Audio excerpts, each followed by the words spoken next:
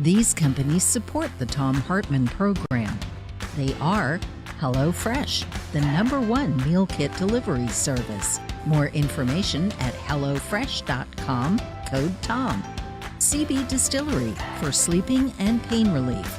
More info at cbdistillery.com, code TOM. Annie's Kit Clubs, creativity delivered right to your door. More info is available at annieskitclubs.com/Tom. EasyFlow, personal air filtration system. Fresh air anywhere. More info at easyflowusa.com, code TOM. Masterclass with world-class instructors. More info at masterclass.com/Hartman. And Dinovite, only the best all-natural pet supplements. More info at dinovite.com.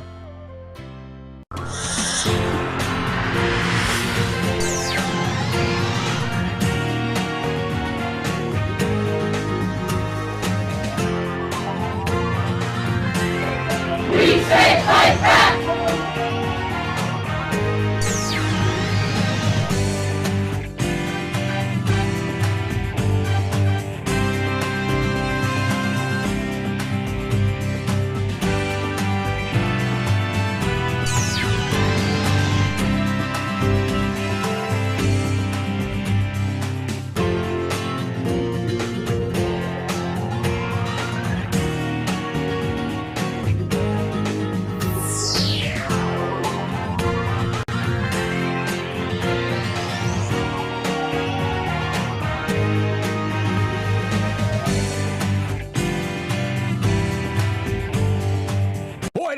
Big news for you. We have a match here that is just extraordinary. Today, any donation that you make, if you call now, 877-378-8669 to Free Speech TV, any donation you make will be doubled up to $10,000. Yes, you could make a $9,999 donation, and well, you could make I believe you could make a $10,000 donation, and it'll become $20,000 for Free Speech TV. You can make a $50 donation, it'll become $100 for Free Speech TV. You can make a $1,000 donation, it becomes $2,000 to Free Speech TV. Because of our frontline funders, Bobby and Vivian, Karen and Diane in California, all of them. Bobby and Vivian, Karen and Diane in California, William in Idaho, Richard and Louise in Minnesota, Mary and Beth in North Carolina, Marion in Montana, and our old buddy Mac in Colorado. And what a great day to call, right? Now, we're still behind. We're inching up there, you know, Free Speech TV, the little engine that could, but we have a long way to go. We're a little more than halfway through this fund drive. If you have not yet called and made a contribution, today is the perfect day to do so, and become a member of Free Speech TV, become part of Free Speech TV, and please consider, in addition to making the most robust gift you possibly can, because it will be doubled today, also for the long haul, thinking about, you know, making contributions that will allow Free Speech TV to be able to do some budgeting, right? To be looking forward at future months. In other words, make your gift a recurring donation as well. Now, you can call and say, hey, I want to give $100 today, so that'll be doubled, and I'd like that premium that comes with $100. And after you mark that down, would you please put me down for $10 a month for the rest of the year?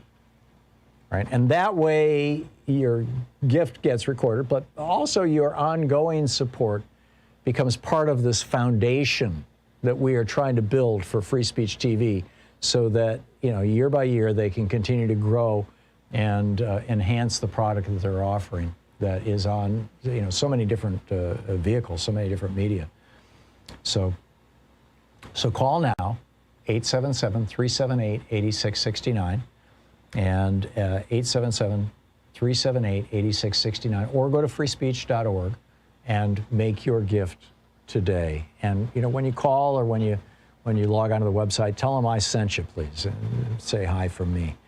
But this is just wonderful that Bobby and Vivian, Karen and Diane in California, William in Idaho, Richard and Louise in Minnesota, Mary and Beth in North Carolina, Marion in Montana, and Mac in Colorado. Thank you guys. And thank you if you have already contributed to Free Speech TV, if you're going to call today and make a contribution, or if you're seriously thinking about it for the future. Thank you for even considering the importance of progressive television in this day and age. It is, frankly, I think, very, very important. The collection of premiums has not changed, but I'll run through it real quickly for you. With a $20 gift, you have your choice of the Thom Hartmann University bumper sticker or the Take Action, Make History Pride sticker. With a $50 one-time gift, you get the Free Speech TV tote bag. Comes in 2 different styles or designs, perfect for any outfit. So you could even get 2 of them if you want for $100. With a $75 gift, you get the Thom Hartmann Program mug, the official collector's item mug that you can only get on Free Speech TV. With a $100 gift, you have your choice of 2 Free Speech TV face masks or the Wilmington on Fire DVD, which is just an extraordinary documentary about a disaster, a horrific event, the attack on African Americans in North Carolina back in 1898. With a $120 gift, you can get an autographed copy of my book, The Hidden History of American Oligarchy, which traces the rise of the ultra-rich and their control of the political system in this country to and through the Trump administration. Or the Free Speech TV Justice t-shirt, stylishly designed by Free Speech TV viewer Barry. With a $240 gift, 2 books, Hidden History of Oligarchy, Hidden History of Monopolies, autographed by the author, that would be me. Or the Thom Hartmann Virtual Meet and Greet, where we all get together on a Zoom call. That's with a $240 gift.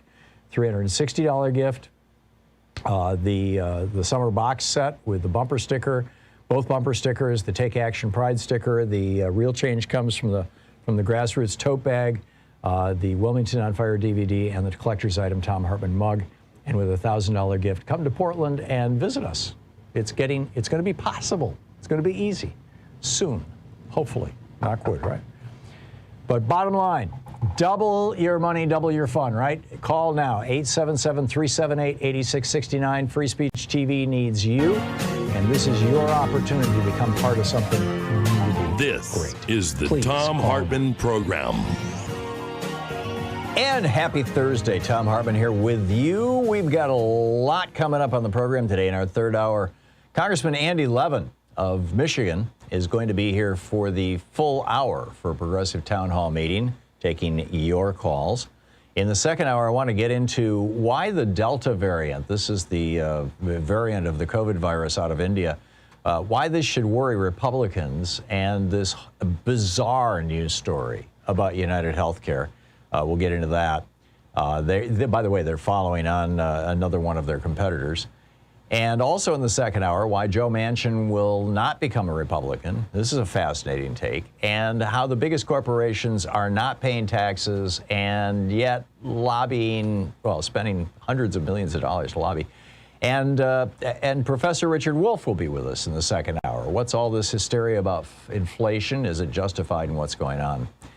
But I want to start the hour, or the program, by talking about, how democracies die. Essentially, why Fox News claims that would be you and me, I guess, or actually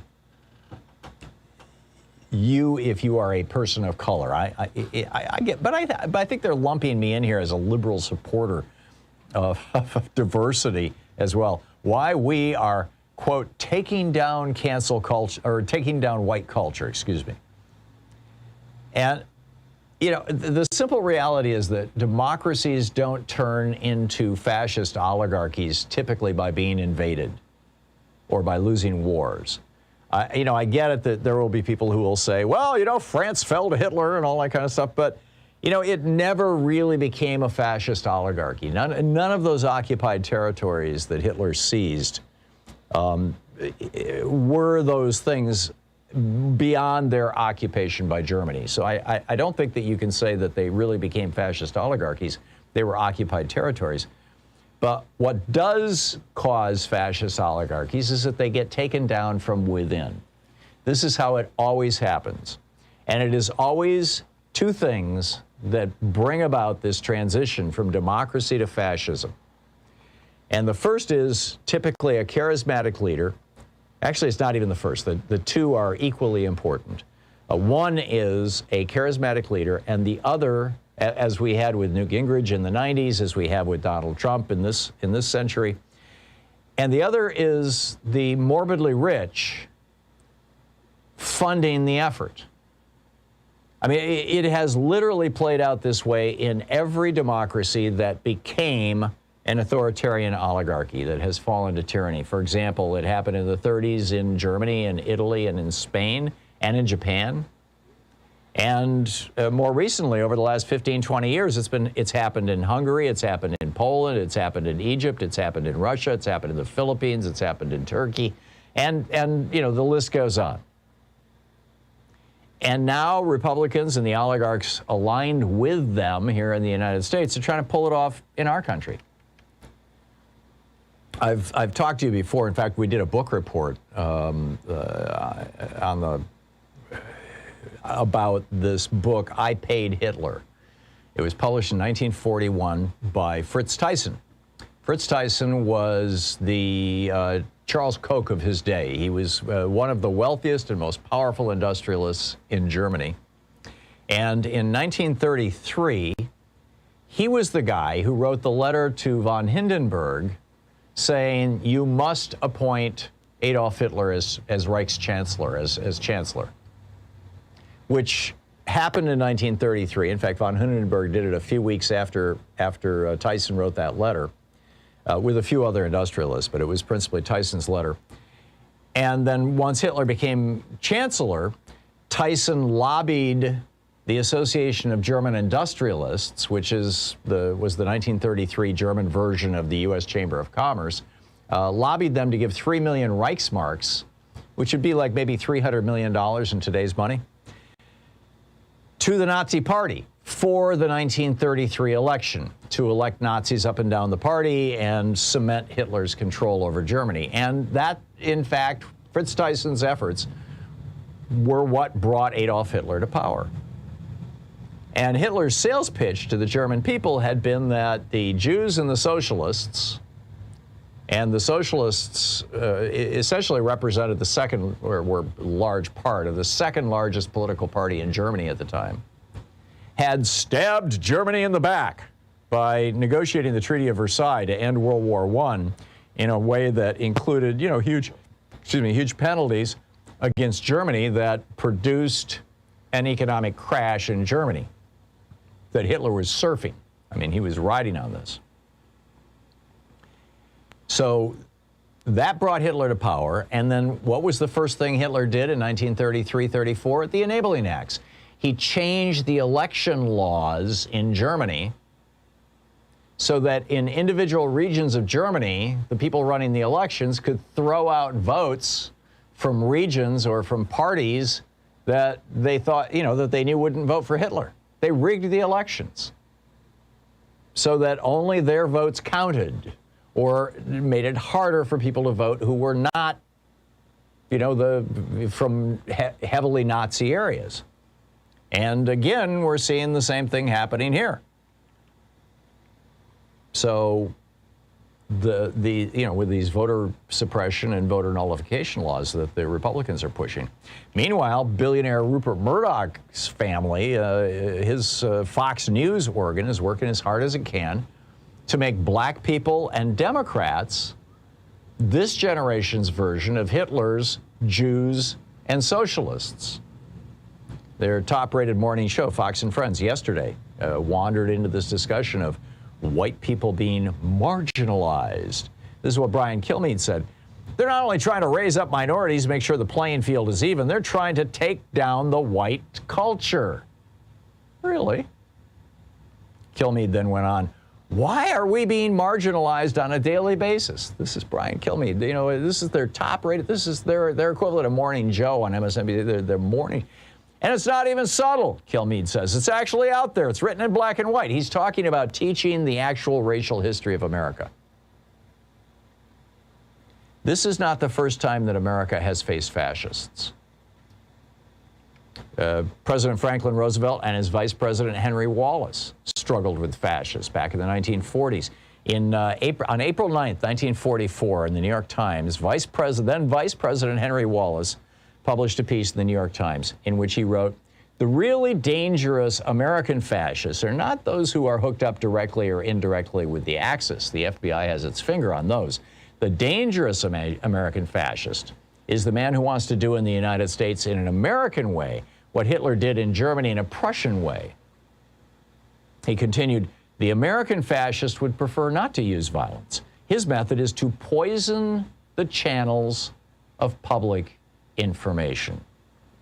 With a fascist, the problem is never how best to present the truth to the public, but how best to use the news to deceive the public into giving the fascist and his group more money and more power." And the lesson that I would share with you is that history is screaming at us. I mean, this has just gone up a whole octave. History is absolutely screaming at us. And what are we going to do about it? I think this is like the question of the day. On the other side of the break that we're going to hit in just a second, I'm going to be getting into where is the Department of Justice as QAnon is now backing a brand new paramilitary group, a new domestic terror group, and the bizarre way that Donald Trump's cult is consolidating in Florida. I'll share that with you on the other side of this break, and we can have a conversation about it, shall we say. We'll be back. Stick around.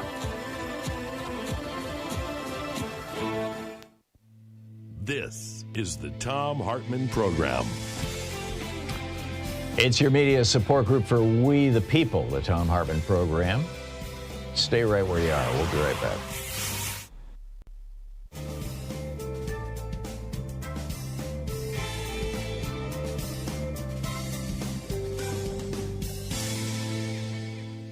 And welcome back. And during this first break in the first hour, I always take calls from our Free Speech TV and other nonprofit callers. And Diane, watching Free Speech TV in Lansing, Michigan. Hey, Diane, thanks for calling and getting in the queue. What's on your mind? Hi, Tom. Well, I want to put a number out there that Lauren Groh-Wargo had on Lawrence O'Donnell's program last night. Okay. It's a toll-free number for people to call their senators.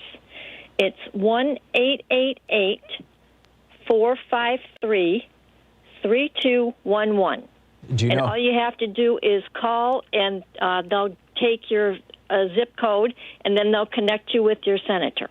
Do you know who owns that 888 number? Because somebody is paying for that. Do you know who? Oh, well, it's through Fair Fight Action, Stacey Abrams' group. Oh, great, great. Because here's the thing. When you call an 800 number, the people who own the 800 number, even if you have call blocking, the people who own the 800 number get your number. It's part of their report.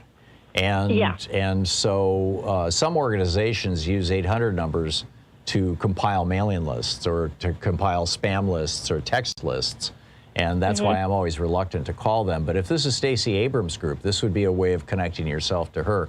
And she was on Lawrence O'Donnell's program last night. Well, not her, but Lauren Groh-Wargo, one of her associates with that group. Yeah. So first of all, a lot of people don't need a toll-free number because they've got free minutes, right? I mean, it's kind of ubiquitous, and so the number to kind of write on your refrigerator, I suppose, that is the main number for the Capitol switchboard that will get you somebody who will ask you what your zip code is or what state you live in, and they'll direct you to your member of either the House or the Senate. Is 202-224-3121, 202-224-3121. But if you have to pay for your minutes and you would like to call an 800 number, or if you just want to be routing it through Stacey Abrams' group. You want to give us that number one more time, Diane? 1-888-453-3211. I did it this morning. It's really easy. Oh, great, great. And final question, you're in Lansing, Michigan. Give me an update on how Michigan is doing, both with COVID and also politically. Well, our numbers have gone down a lot. Mm-hmm. We are down, and then, currently we are fighting, I should say Governor Whitmer is fighting with Enbridge to get rid of Line 5 under the Straits of Mackinac. Oh, yeah. That's been there for a while, hasn't it? Yeah, it's 68 years old. It's 8 years older than me. Yeah. So it's time for it to go. Yeah, yeah, and and this is under the Mackinac Bridge means that Lake Superior, Lake Michigan, and Lake Huron would all be instantly contaminated if this thing were to break, corrode, be the subject of sabotage or an accident or whatever. She's put an injunction against them. She wants it closed down, and it was supposed to have closed on May 12th, but they're fighting it, and it's still open. Are they fighting in court, you mean? Yes, yes. Yeah, not a surprise. Diane, thank you. Thanks for the call. Thanks for the information. Thanks for the number and the tip. I missed Lawrence's show last night. Thank you very much. Yep. Oops. Sorry. Didn't mean to cut you off there. I thought you were done. We'll be back with a little more of what's going on here as QAnon backs a new paramilitary group. It's getting weird. It's getting real weird out there. Back right after this. Stick around.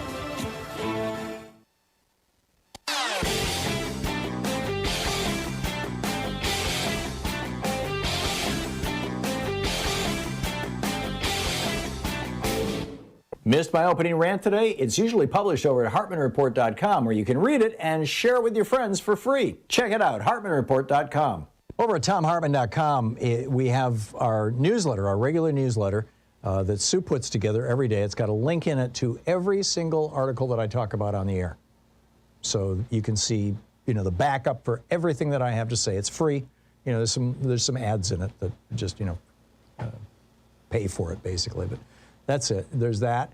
And then, of course, over at HartmannReport.com, also no charge, there is our daily rant. So those are two things on the internet that we have. We also, periodically put up videos specifically for the people who are supporters of our program.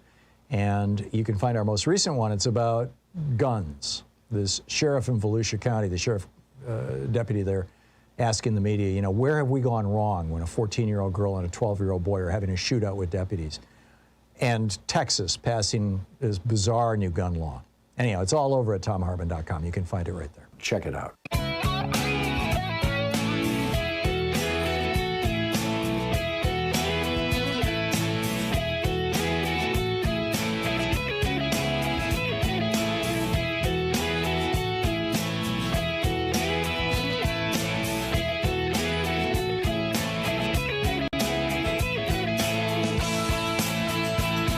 Okay, so there's a brand new paramilitary group. This is the first I heard of this. Maybe it's been around a little longer than just the last week. I'm guessing, but it's just now popping into presence. It's called the First Amendment Praetorians. They wear black T-shirts, shades of Mussolini's black shirts, right, which was his volunteer force. Just like Hitler had the brown shirts, they were volunteers. And they have a logo, which is of a Roman helmet. Rome, of course, was a republic for a brief time and then fell into tyranny as emperor after emperor behaved more and more like Donald Trump would like to. And last month in Texas, they showed up for a MAGA event, and they said that they were there to keep out Antifa. Those Antifa folks, they're and there was no Antifa. There's never any Antifa.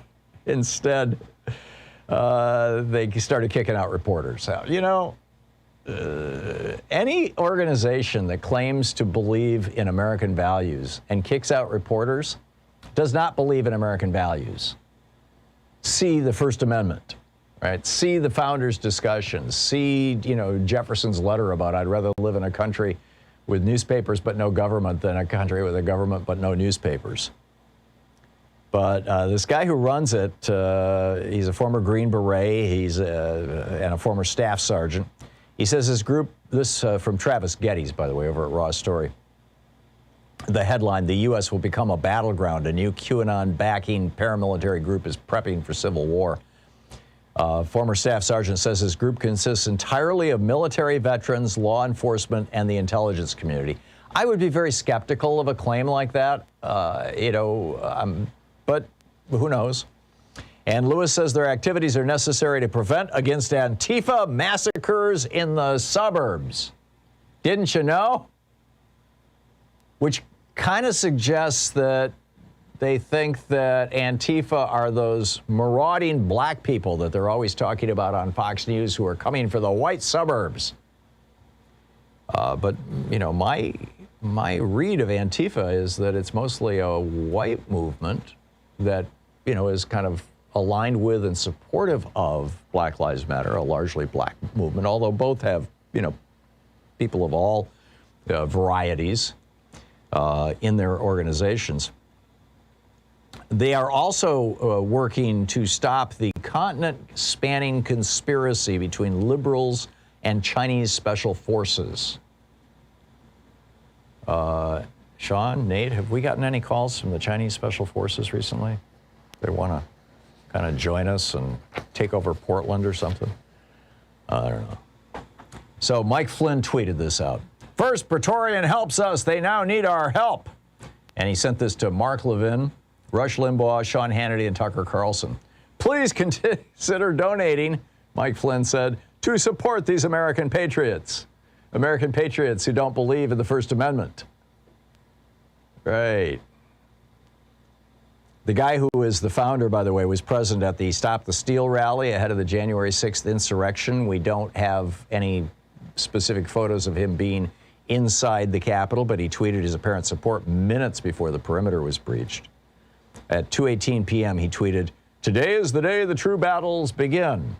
And of course, Seth Abramson has been doing some just mind-boggling reporting about these two hotels across the street from the Capitol building, or in the neighborhood of the Capitol building, that were being used as headquarters for planning the insurrection against the United States and for carrying it out in his command, central. And then, of course, there was the hotel in Virginia where they had amassed all these weapons, and they were getting ready to be the second wave to come in. Once they had killed Pence, once they had shot Pelosi in the forehead, once they had, the Republicans had said, okay, we're going to, 147 of them, we're going to vote to make Donald Trump president, only they figured it would be more than that.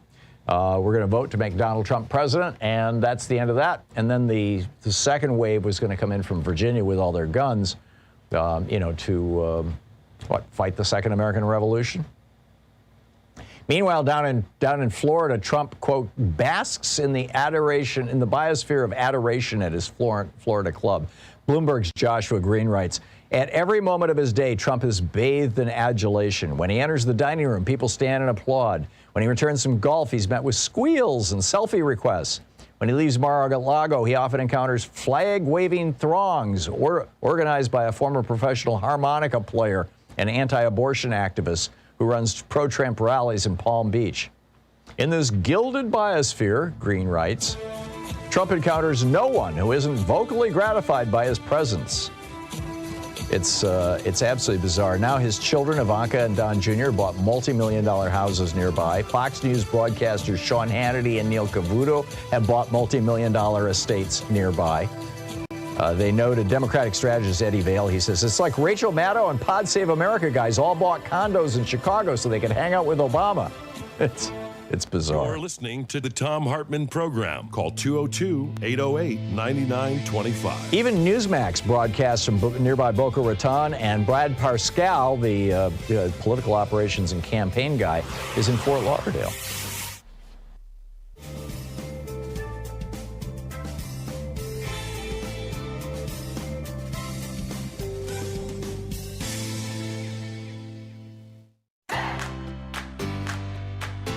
These companies support the Thom Hartmann Program. They are HelloFresh, the #1 meal kit delivery service. More information at hellofresh.com, code TOM. CB Distillery for sleeping and pain relief. More info at cbdistillery.com, code TOM. Annie's Kit Clubs, creativity delivered right to your door. More info is available at annieskitclubs.com/Tom. EasyFlow, personal air filtration system. Fresh air anywhere. More info at easyflowusa.com, code TOM. Masterclass with world-class instructors. More info at masterclass.com/Hartman.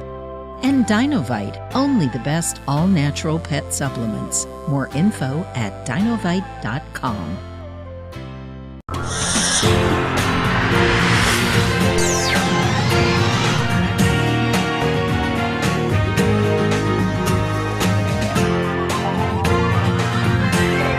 We say fight back!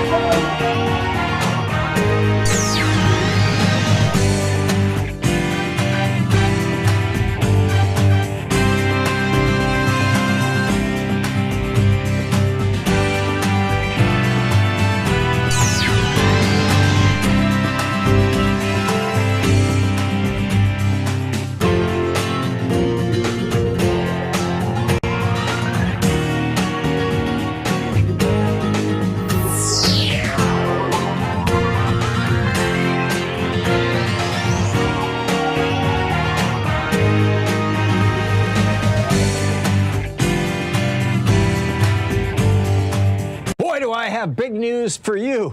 We have a match here that is. Boy, do I have big news for you.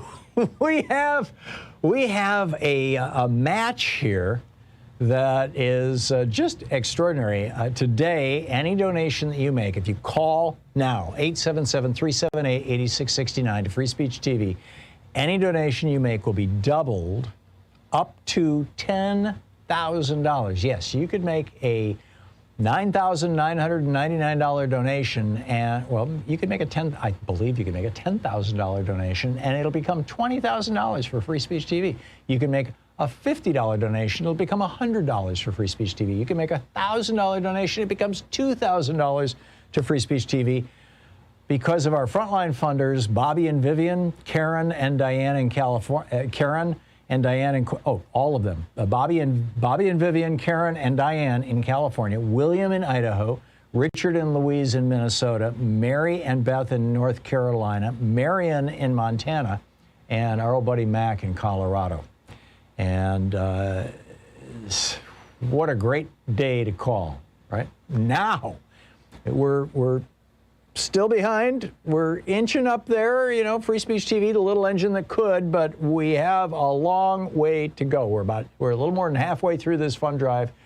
If you have not yet called and made a contribution, today is the perfect day to do so, and become a member of Free Speech TV, become part of Free Speech TV, and please consider, in addition to making the most robust gift you possibly can, because it will be doubled today, also for the long haul, thinking about making contributions that will allow Free Speech TV to be able to do some budgeting, right? To be looking forward at future months. In other words, make your gift a recurring donation as well.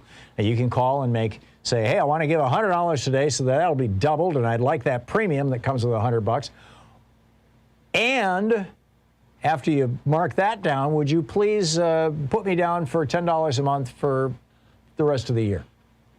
Right? And that way your gift gets recorded, but also your ongoing support becomes part of this foundation that we are trying to build for Free Speech TV, so that year by year they can continue to grow and enhance the product that they're offering that is on so many different vehicles, so many different media.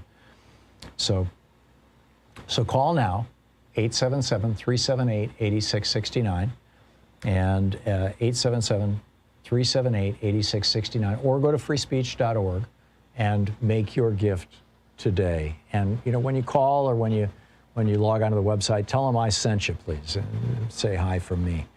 But this is just wonderful that Bobby and Vivian, Karen and Diane in California, William in Idaho, Richard and Louise in Minnesota, Mary and Beth in North Carolina, Marion in Montana, and Mac in Colorado. Thank you guys. And thank you if you have already contributed to Free Speech TV, if you're going to call today and make a contribution, or if you're seriously thinking about it for the future. Thank you for even considering the importance of progressive television in this day and age. It is, frankly, I think, very, very important. The collection of premiums has not changed, but I'll run through it real quickly for you. With a $20 gift, you have your choice of the Thom Hartmann University bumper sticker or the Take Action, Make History Pride sticker. With a $50 one-time gift, you get the Free Speech TV tote bag. Comes in 2 different styles or designs, perfect for any outfit. So you could even get 2 of them if you want for $100. With a $75 gift, you get the Thom Hartmann Program mug, the official collector's item mug that you can only get on Free Speech TV. With a $100 gift, you have your choice of 2 Free Speech TV face masks or the Wilmington on Fire DVD, which is just an extraordinary documentary about a disaster, a horrific event, the attack on African Americans in North Carolina back in 1898. With a $120 gift, you can get an autographed copy of my book, The Hidden History of American Oligarchy, which traces the rise of the ultra-rich and their control of the political system in this country to and through the Trump administration. Or the Free Speech TV Justice t-shirt, stylishly designed by Free Speech TV viewer Barry. With a $240 gift, 2 books, Hidden History of Oligarchy, Hidden History of Monopolies, autographed by the author, that would be me. Or the Thom Hartmann Virtual Meet and Greet, where we all get together on a Zoom call. That's with a $240 gift. $360 gift. The summer box set with the bumper sticker, both bumper stickers, the Take Action Pride sticker, the Real Change comes from the Grassroots tote bag, the Wilmington on Fire DVD, and the collector's item Thom Hartmann mug. And with a $1,000. How does this play out? How does this end up? How do we get out of this?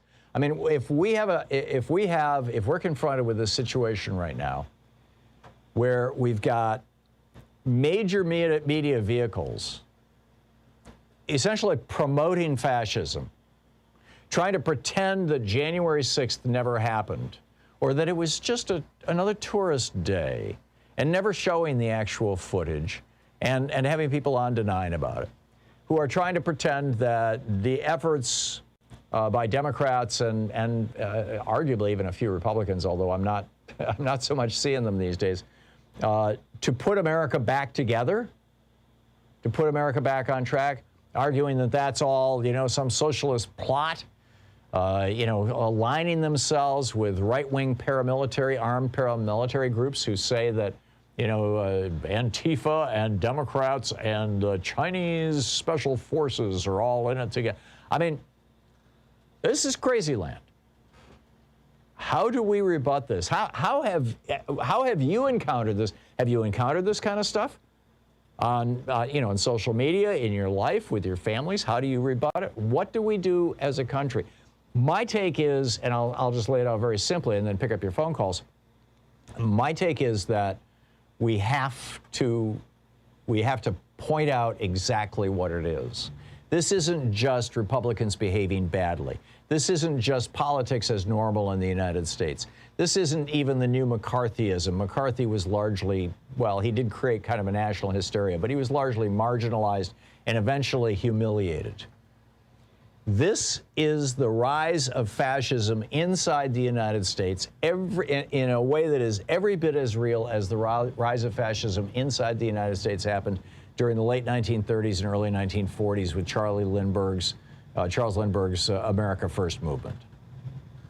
And the only thing that stopped that was when we went to war with fascists in 1941.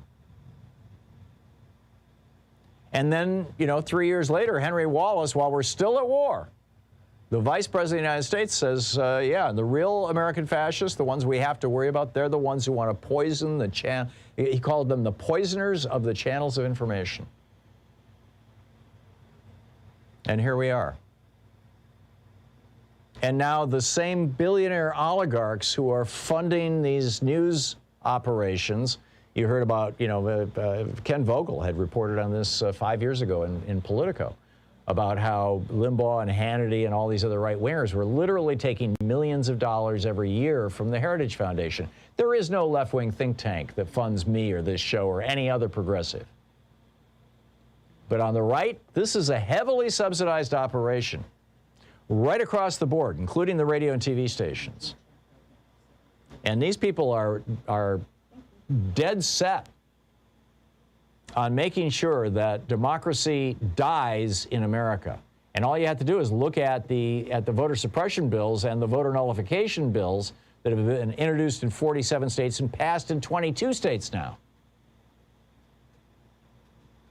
If we can't get a federal law to stop this, you can kiss your democracy goodbye. So anyhow, as I said, I'll pick up your phone calls here. Mark in Sauk City, Wisconsin. Hey, Mark, what's up? Yeah, it's interesting, that they actually, whether they intentionally or not, chose the term Praetorian, the new Praetorians. I mean, that as it evolved, the Praetorian Guard became the personal guard of the Emperor of Rome. That's correct. And, the dictator of Rome. And when Caligula was assassinated, they thought, that as a members of, they got rid of Caligula, and it was the Praetorian Guard that apparently found Claudius and declared him emperor because the Praetorians wanted to keep their jobs. They thought they were going to be out of a job if the Republic was reestablished. So we have to recognize these guys for what they are, as guardians of fascism. And for our Republican politicians who have embraced this stuff, when we see them on the street, we say, why have you decided to become a fascist? I mean, if they tap their hip and that indicating they have a firearm, you just say, well, you just threatened me with a firearm and have them arrested. I mean, that maybe we have to confront these guys and call them out for what they are whenever we see them, I think. Maybe that's the solution. Well, I think it's a start. I mean, the American media is starting to speak in these kinds of terms, but we're still seeing a whole lot of whataboutism and both sidesism and other things like that in the American media, and ain't good. Yeah, the whole thing, the whole denial of, that they're part of the denial that COVID doesn't exist, or masks are a sign of the Gestapo, or the stars that Jews were forced to wear. Well, I mean, it was more than just the stars that Jews were forced to wear. It was that gays were forced to wear pink triangles, and some of the other groups were forced to wear other imagery when they were after they were arrested. Yeah. I mean, it is just, we have to call these guys out because these guys have embraced fascism, pure and simple, and we have to call them out. I mean, and they're all embracing it. And why they're doing it, I can't understand, because why they have chosen to embrace Donald Trump, maybe they see him as the vehicle to embrace what they wanted to have all along. There is always one basically single reason why people and ultimately countries embrace fascism, and that is fear. They are afraid of loss of power, loss of prestige, loss of status. They have been filled with fear, and that's what basically Fox News and right-wing hate radio have to sell. Is George Soros is corrupting your country. This Hungarian Jew billionaire and Jewish billionaire. And, black people are going to try to take over, and it's going to be all affirmative action all the time, and no white person's ever going to get into another college. And we're going to have reparations, which means your taxes are going to be triple to pay. I mean, it's just, they've got all these weird fantasies that every single one of them has some small little kernel of reality associated with it, but it doesn't lead to this bizarre outcome that they're talking about. Well, and then they use words like Antifa and critical race theory, like it's critical. It's it's a bad word, critical, and then imbue them with their own meaning, so as to terrify their followers. Mark. Well, and fear is a horrible master, which apparently these guys have chosen to let fear be their master, and rather than Whoop. I'm sorry, Mark. I was preparing to get ready for the next caller, and I apparently touched the touchpad a little too hard. I'm sorry, Mark. Daryl in Danville, New Jersey, you are on the air. Hey, Tom, how are you today? I'm well. What's up? Yeah, I think just as we need to call out fascism, we need to stop using the term Antifa. We don't. Because Antifa... When was the last time you heard anybody on the left talk about, proclaim, highlight, or even have a guest on from Antifa? It hasn't happened on this program in years. No, I mean using the word Antifa. Right. The only time I use the word Antifa is when I'm quoting Republicans, because this is their boogeyman, and they have largely, created a whole mythology around it. That, I mean, there are people obviously who call themselves anti-fascists proudly. My father was an anti-fascist. He volunteered, to go fight in World War II against fascists. But I'm an anti-fascist. Yeah, but the whole Antifa thing, after it had its moment, it's kind of Occupy Wall Street moment, the first year of existence, and here we're the good guys, has been just, ripped off by the right. And anyhow, but to your point, Daryl, I interrupted you. I'm sorry. Why do you think that we should stop using this word?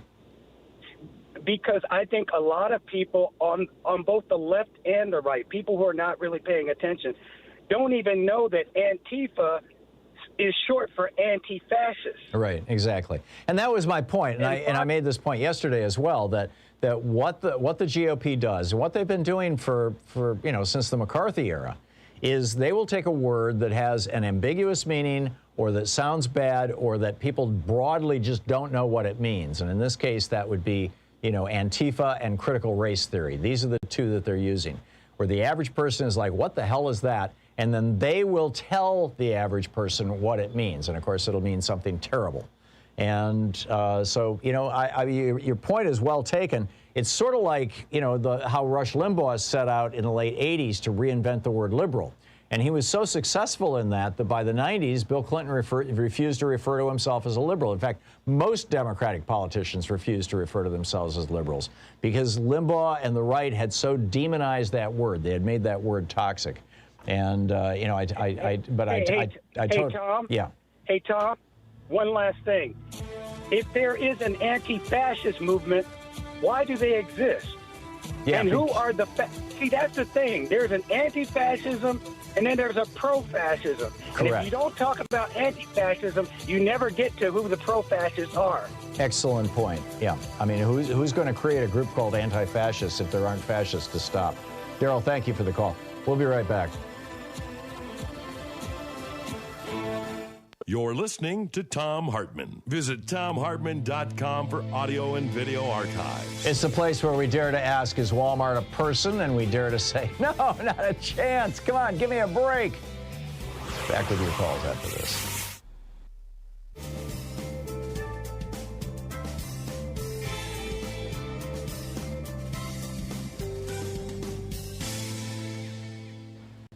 And welcome back. Dennis in Aptos, California. Hey, Dennis, what's up? Yeah, hi. Well, we have the political side of people who seem to be clamoring for fascism. But I just found out this morning that a group called Anonymous, they sent a message to Elon Musk.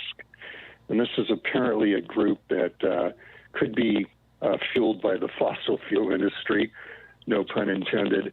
Has all sorts, it's a smear campaign against Tesla and Elon Musk. Not that he deserves a little bit of scorn for not paying any taxes, but all sorts of misinformation. This is on YouTube about, the electric car industry getting subsidized heavily by the government, which isn't really true at all because the fossil fuel industry gets subsidized way more. That's so right.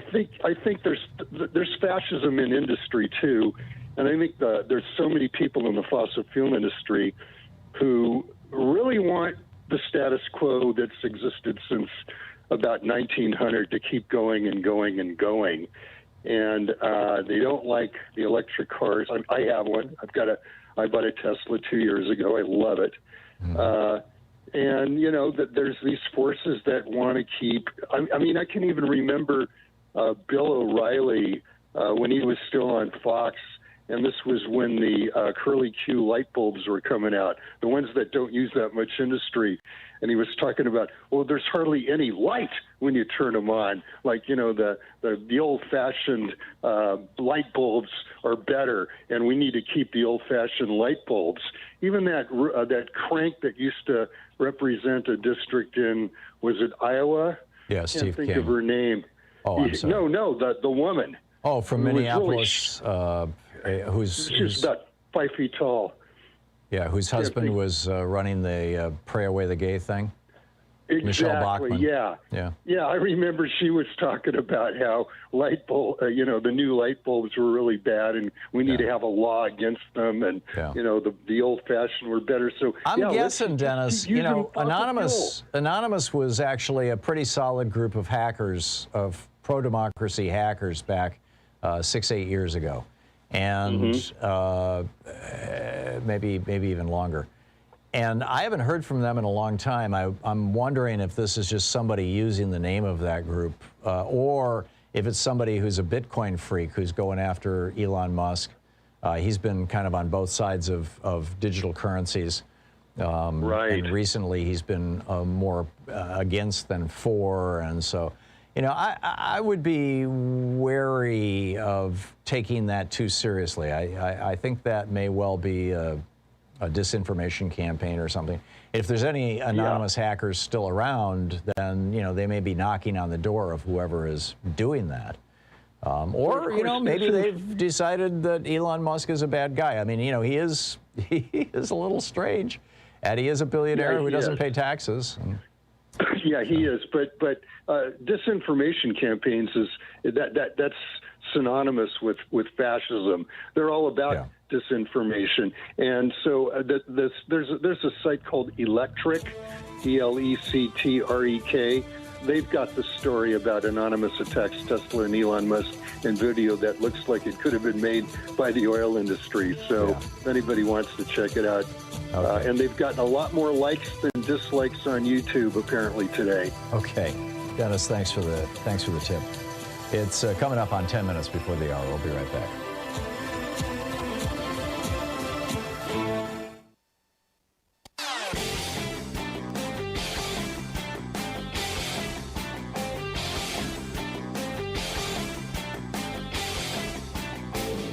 Change starts with you. You can be calling your Democratic or Republican representatives to let them know what you think by calling 202-224-3121. It's the Capitol switchboard. It'll get you right through to them. Hey, we have a couple of special things over at ThomHartmann.com and HartmannReport.com. Of course, at HartmannReport.com, every single day, well, 6 days a week, Sunday accepted, I write a rant about an issue of the day that I think is important. Louise and I work on these together. We get them out typically around 6 in the morning Pacific time. And you'll find that at HartmannReport.com. It's free. You can sign up for it. There's no ads, whatever. But also over at ThomHartmann.com, we have a video every week for the supporters of our program. And the one this week is about how Wisconsin is trying to remove, in fact, they just got permission from their Supreme Court to remove 188,000 people from the voting rolls because they haven't voted in 4 years. This highlights the importance of getting to know who is your state representative, who is your state senator, and communicating with them regularly. It's all over at HartmannReport.com and ThomHartmann.com.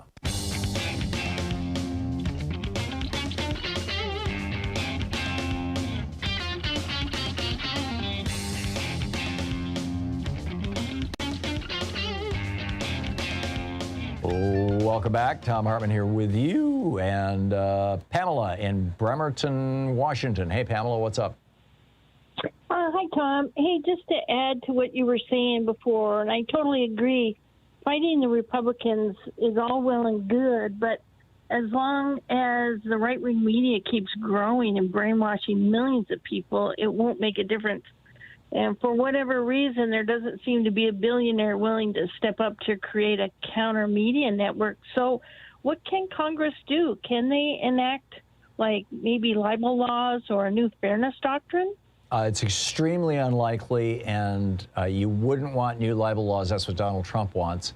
I don't think that abandoning the First Amendment basically would be a good idea for us. What they can do, though, and I lay this out in detail in my book, The Hidden History of American Oligarchy, is they can start breaking up giant oligarchic organizations.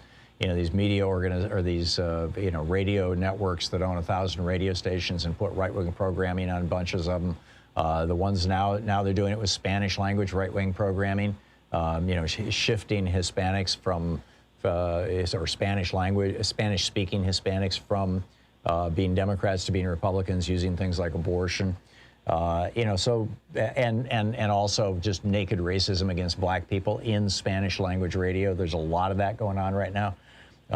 Those are the kind of things that could be done. Use of the anti-monopoly laws, and frankly, that's stuff that Joe Biden could order his Commerce Department and Justice Department to get into too, and would not require legislation. But that's something that we need to be pushing the Biden administration for. Thanks a lot for the call. Kevin in Queen Creek, Arizona. Hey, Kevin, what's on your mind? Hey, how you doing, sir? Thank you. I enjoy your show. I like to talk about this. I listen to it at work. But I am, at this moment, like a lot of people, I'm feeling a lot of anxiety, and I'm really scared for our democracy. And I believe that if they think that they can pull this off with voting rights, I believe what they're going to do is write their own demise. If I had it right, the German businesses were destroyed by That's right. this type of fascism. That's right. When Tyson fled the country in 1940, he fled Germany in 1940 to I think he went to Belgium, and that's where he wrote his autobiography, I Paid Hitler. It was published in 1941 in the United States. Right. I just think that a lot of people, like my thunder was stolen a little bit by your earlier gentleman who said that people don't know the difference between Antifa and anti-fascism. Right. And I believe that there's a not the difference, right? The same thing, but there's a miss of education in this country that's I can't even talk to people anymore because when I bring that up, and I'm simply quoting off of a History Channel show, and they're not clued in on these things. So it's sad, but they're not voting based off of knowledge. They're voting based off of what they use, identity politics, white, of those types of things. And I'm in corporate America, and I work for a global company out of Asia.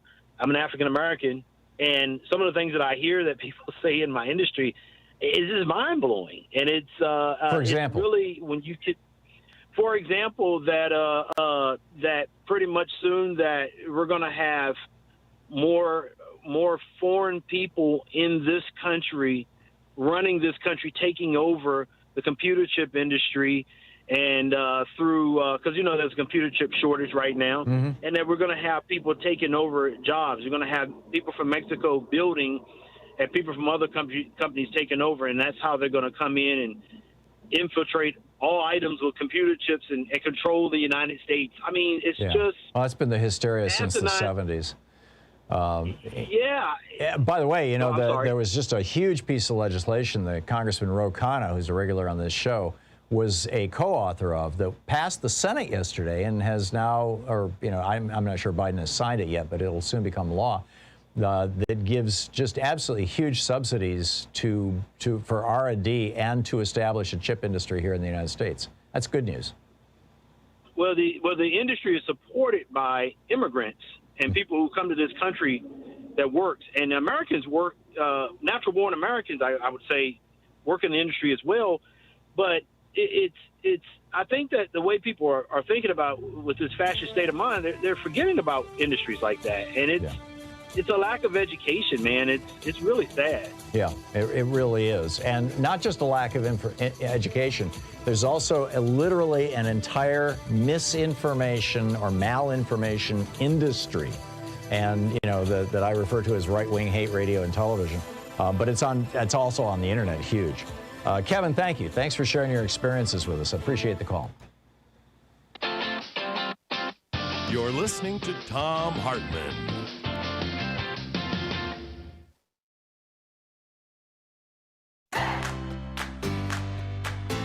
These companies support the Thom Hartmann Program.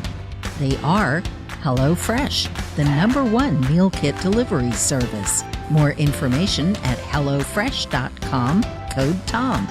CB Distillery for sleeping and pain relief. More info at cbdistillery.com, code TOM. Annie's Kit Club's creativity delivered right to your door. More info is available at annieskitclubs.com/Tom. EasyFlow, personal air filtration system. Fresh air anywhere. More info at easyflowusa.com, code TOM. Masterclass with world-class instructors. More info at masterclass.com/Hartman. And Dinovite, only the best all-natural pet supplements. More info at dinovite.com.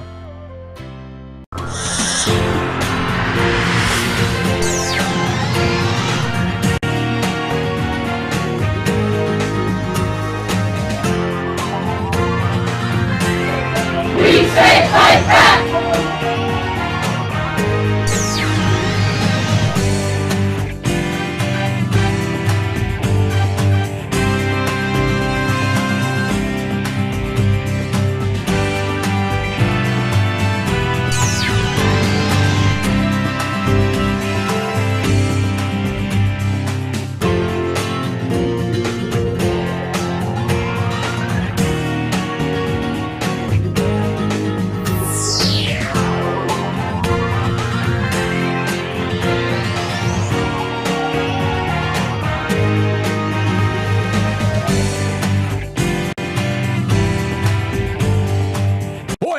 Big news for you.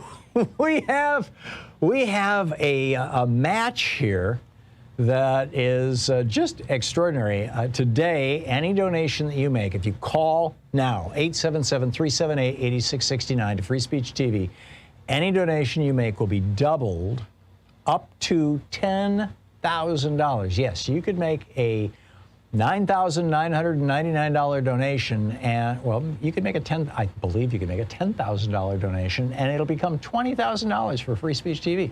You can make a $50 donation, it'll become $100 for Free Speech TV. You can make a $1,000 donation, it becomes $2,000 to Free Speech TV. Because of our frontline funders, Bobby and Vivian, Karen and Diane in California, all of them. Bobby and Vivian, Karen and Diane in California, William in Idaho, Richard and Louise in Minnesota, Mary and Beth in North Carolina, Marion in Montana, and our old buddy Mac in Colorado. And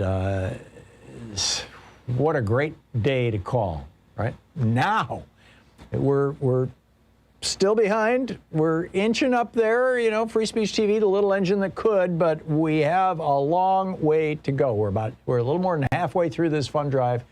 If you have not yet called and made a contribution, today is the perfect day to do so, and become a member of Free Speech TV, become part of Free Speech TV, and please consider, in addition to making the most robust gift you possibly can, because it will be doubled today, also for the long haul, thinking about making contributions that will allow Free Speech TV to be able to do some budgeting, right? To be looking forward at future months. In other words, make your gift a recurring donation as well. Now you can call and say, hey, I want to give $100 today, so that'll be doubled, and I'd like that premium that comes with $100. And after you mark that down, would you please put me down for $10 a month for the rest of the year? Right? And that way your gift gets recorded, but also your ongoing support becomes part of this foundation that we are trying to build for Free Speech TV, so that year by year they can continue to grow and enhance the product that they're offering, that is on so many different vehicles, so many different media. So call now, 877-378-8669 and 877-378-8669, or go to freespeech.org and make your gift today. And when you call or when you when you log onto the website, tell them I sent you, please, and say hi from me. But this is just wonderful that Bobby and Vivian, Karen and Diane in California, William in Idaho, Richard and Louise in Minnesota, Mary and Beth in North Carolina, Marion in Montana, and Mac in Colorado. Thank you, guys. And thank you if you have already contributed to Free Speech TV, if you're going to call today and make a contribution, or if you're seriously thinking about it for the future. Thank you for even considering the importance of progressive television in this day and age. It is, frankly, I think, very, very important. The collection of premiums has not changed, but I'll run through it real quickly for you. With a $20 gift, you have your choice of the Thom Hartmann University bumper sticker or the Take Action, Make History Pride sticker. With a $50 one-time gift, you get the Free Speech TV tote bag. Comes in 2 different styles or designs, perfect for any outfit. So you could even get 2 of them if you want for $100. With a $75 gift, you get the Thom Hartmann Program mug, the official collector's item mug that you can only get on Free Speech TV.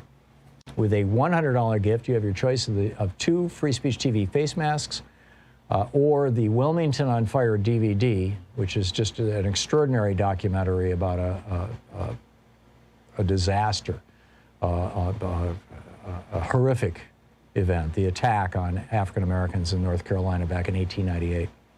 With a $120 gift, you can get an autographed copy of my book, The Hidden History of American Oligarchy, which traces the rise of the ultra-rich and their control of the political system in this country to and through the Trump administration. Or the Free Speech TV Justice t-shirt, stylishly designed by Free Speech TV viewer Barry. With a $240 gift, 2 books, Hidden History of Oligarchy, Hidden History of Monopolies, autographed by the author, that would be me. Or the Thom Hartmann Virtual Meet and Greet, where we all get together on a Zoom call. That's with a $240 gift. $360 gift. The summer box set with the bumper sticker, both bumper stickers, the Take Action Pride sticker, the Real Change Comes from the Grassroots tote bag, the Wilmington on Fire DVD, and the collector's item Thom Hartmann mug. And with a $1,000 gift, come to Portland and visit us. It's going to be possible. It's going to be easy soon, hopefully. Knock wood, right? But bottom line, double your money, double your fun, right? Call now, 877-378-8669. Free Speech TV needs you, and this is your opportunity to become part of something really great. Please call now.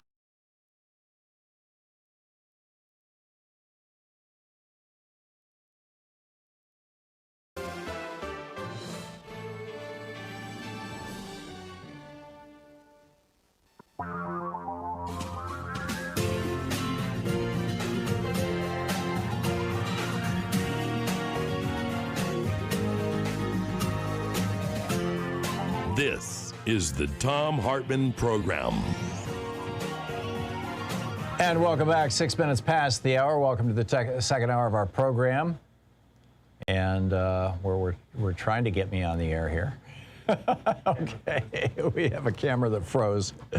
Anyhow, so it's time for Professor Richard Wolff, our old buddy, the economist, co-founder of democracyatwork.info, author of numerous books. His latest, The Sickness is the System, When Capitalism Fails to Save Us from Pandemics and Itself, also available as an ebook now. Democracyatwork.info, rdwolff with 2fs.com, Prof. Wolff on Twitter is his handle. And Professor Wolff, welcome back. Today's inflation numbers came in around 5%. And in the Washington Post, for example, they're talking about how Senator Mike Crapo of Idaho tweets, "Massive stimulus spending is the contributing factor. Proposals for further spending, coupled with job-killing tax hikes, are not the remedy for economic recovery." What's your sense of what's going on with this inflation and what it means for the average American and how people should be thinking about it? Well, this is a bit of a complicated topic, and there's always the risk of getting caught up in the weeds. Here's the basic reality. For at least the last dozen years, the United States government, under pressure from the mass of the people, including all the businesses, has been trying to cope with an economic system that isn't working real well, that crashed back in 2008 and has had a long, difficult time coming back from that situation. And most of what the government did was to throw huge amounts of money at this problem. And most of the time, most of the politicians, like Mr. Crapo, went along with all of this. And they mostly did so because their donors, the richest people in the United States, were the ones best served by what was being done in the name of the economy as a whole. But in the end, the chickens do come home to roost. If you keep increasing the money supply more and more, it's a little bit like piling dry wood in a dangerous place where the sun can heat it up. Eventually, you run the risk that all of that extra money will begin to lead businesses, and this is important, to think that they can raise prices because there's all that money out there that will be available to pay. What we're seeing now is the reaction of the business community, the one Mr. Crapo thinks he's helping. The business community wants to recoup the losses it suffered during the pandemic, during the last year, and in some ways for the last 10 years. And they want to catch up quickly, and so they are raising prices. And the reason they're doing that is only because they're desirous of making up the lost profits when all those people weren't working, when they couldn't go to work, and they're determined to do it. And because there is so much money floating around in the economy, they're confident they can pull it off. And here comes the complicated part. They may be right. It may, in fact, be that there's enough money out there added over the last 10 years. And let's be clear, we've added more money to our economy in the last 10 years than in any 10-year period in American history. If it turns out that a self-reinforcing rise in prices, and all that means is one company raises it, so another one does, so the people who have to buy from those companies now have to pay more, so they raise their prices. It's kind of a snowball effect. If that gets underway, we're going to all be taught a lesson. Can the government that flooded the economy with money now pull the money out so we don't have an inflation? And no one knows the answer to that question. Well, isn't that what we did in the late 70s and early 80s under, as I recall, Arthur Burns, when he became the Fed chairman and started cranking up interest rates in order to cool down the economy and thus cool down inflation? And it created, it was a mess. I mean, the tail end of the Carter administration, the first few years of Reagan. Right, and here's why it was a mess. It's very painful. When you pull money out of the economy, the question is, whose money do you pull first?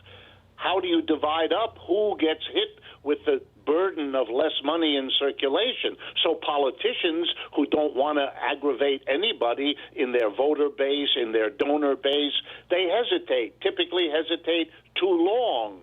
And then when things are really beginning to spin out of control, and that is what happened in the 1970s, whoever is in there now overreacts the other way, jacks up the interest rates. If that were to happen today, if there were even the hint, we're in a very different situation. The level of indebtedness, both of the federal government and of the corporate sector and of the average household in America, is much higher than it was then. Raising interest rates now, which would be what you would do to slow down the inflation, would be a very scary signal to all the people whose debts, if they had to pay higher interest rates, are unsupportable. They can't do it. We already have millions of Americans who cannot pay the rent they haven't been paying, students who cannot cover their student loans. We are an over-indebted society, and that's one more reason to be hesitant about raising interest rates.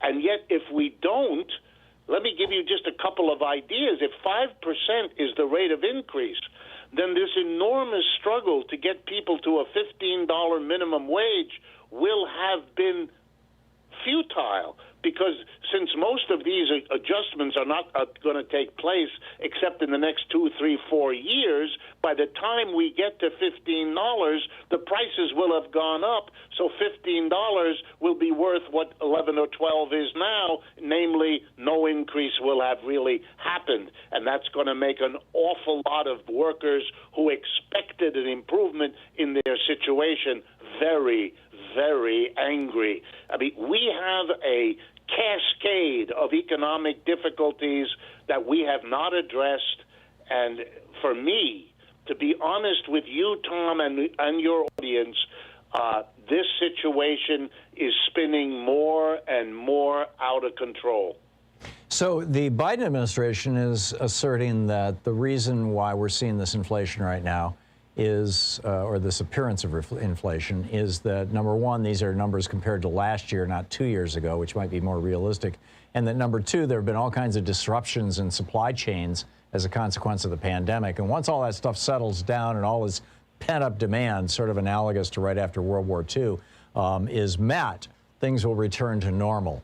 We have 45 seconds. Your thoughts on that? Well, it's what we call wishful thinking. Is it possible? Yes. Is that certain? Absolutely not. These difficult supply chains, these adjustments, these price increases, they all in turn have their own effects. And the notion that the Federal Reserve knows what will be permanent and what is temporary is completely erased once you see how many mistakes bureaucracies like that have made in the past. They are not foresighted. They do not have the tools necessary to keep all of this under control. One of the reasons they talk the way they do is precisely they need all the help they can get, and that kind of jawboning, they hope, will be enough to help them get through yet another crisis of a troubled capitalism. We live in interesting times, my friend. Yes, we do. Indeed. Professor Richard Wolff, his newest book, The Sickness is the System. You can check it out at democracyatwork.info and rdwolff.com. Professor Wolff, thank you for dropping by.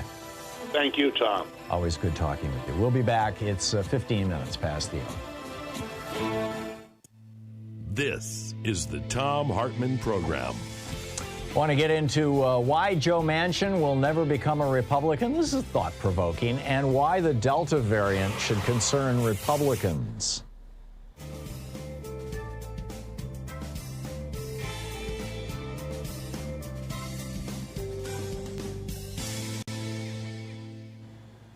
And welcome back. Ray in Tacoma. Hey, Ray, what's on your mind today?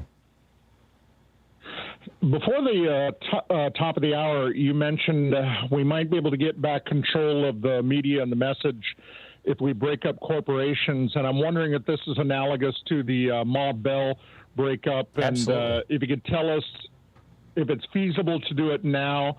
If so, if not, why not? And I'd like to take my answer off air. Sure. Yeah. Back during the Nixon administration, they determined that Ma Bell, AT&T, was a monopoly. Now, everybody had always known it was a monopoly. It had been heavily regulated. It started as Bell Telephone back in the late 1800s when Alexander Graham Bell was still around. And, got subsidized heavily through the Rural Telephony Administration during the, I believe that was the tail end of the Franklin Roosevelt administration, although I might be wrong. It might have been a little, because that was the Rural Electrification Administration. I know for sure it came out of FDR. The RTA, the Rural Telephony, may have been Harry Truman or Dwight Eisenhower. Frankly, I don't remember. But ultimately, the whole nation got wired for telephones, and politicians looked at that and said, this is a monopoly. It's a monopoly that is heavily regulated, but still it's a monopoly, so let's break it up. This was Nixon's great idea. And so he brought in the Justice Department, and they went after them. And Ma Bell broke up into 7 companies. It was either 7 companies and Lucian Technologies, what used to be called Bell Labs, or it was 6 companies and Lucian Technologies. I don't recall which. And what's interesting is if you owned, say, $100 worth of stock in AT&T before the breakup, and then you fast forward to the Carter administration when they finally finished the whole breakup process, that $100 worth of stock, now you own stock in 7 companies instead of 1 company, and it was worth like $140. I mean, it actually increased shareholder value. Same thing happened back in the 1900s when they broke up, or actually the 19-teens, when they broke up Standard Oil of Ohio, when Taft, it was initiated under the Teddy Roosevelt administration, but Taft was the one who oversaw it. They broke up Standard Oil of New Jersey, or Standard Oil, into 27 companies, as I recall. And again, if you owned 1 share of Standard Oil when it got broken up, you were much, much richer. So breaking up monopolies, first of all, from an investor point of view, is something that increases shareholder value, which is something, is a message that is nowhere frequently enough, said enough. Number 2, what it does is it fosters competition. Breaking up Ma Bell is what brought us the modern day, cell phones and all these technological innovations, VoIP and everything else, and it's a good thing. We should be doing the same thing in industry after industry. We should be doing it in banking. We should be doing it in insurance. We should be doing it in airlines. We should be, we should be doing it in hotels. I mean, we should be doing it in food services, in restaurants. Pick an industry, right? There is literally, and this is why I wrote the book on monopolies. There is literally not a major industry left in the United States that is not operating as an oligopoly, as a functional monopoly. And the result of that is a lack of competition. And that's why the average American family spends $5,000 a year more on everything they buy than does the average European family, because in Europe they enforce the antitrust laws. So that's how it would work, Ray. Thanks a lot for the question. 20 minutes, coming up on 20 minutes past the hour. We'll be right back.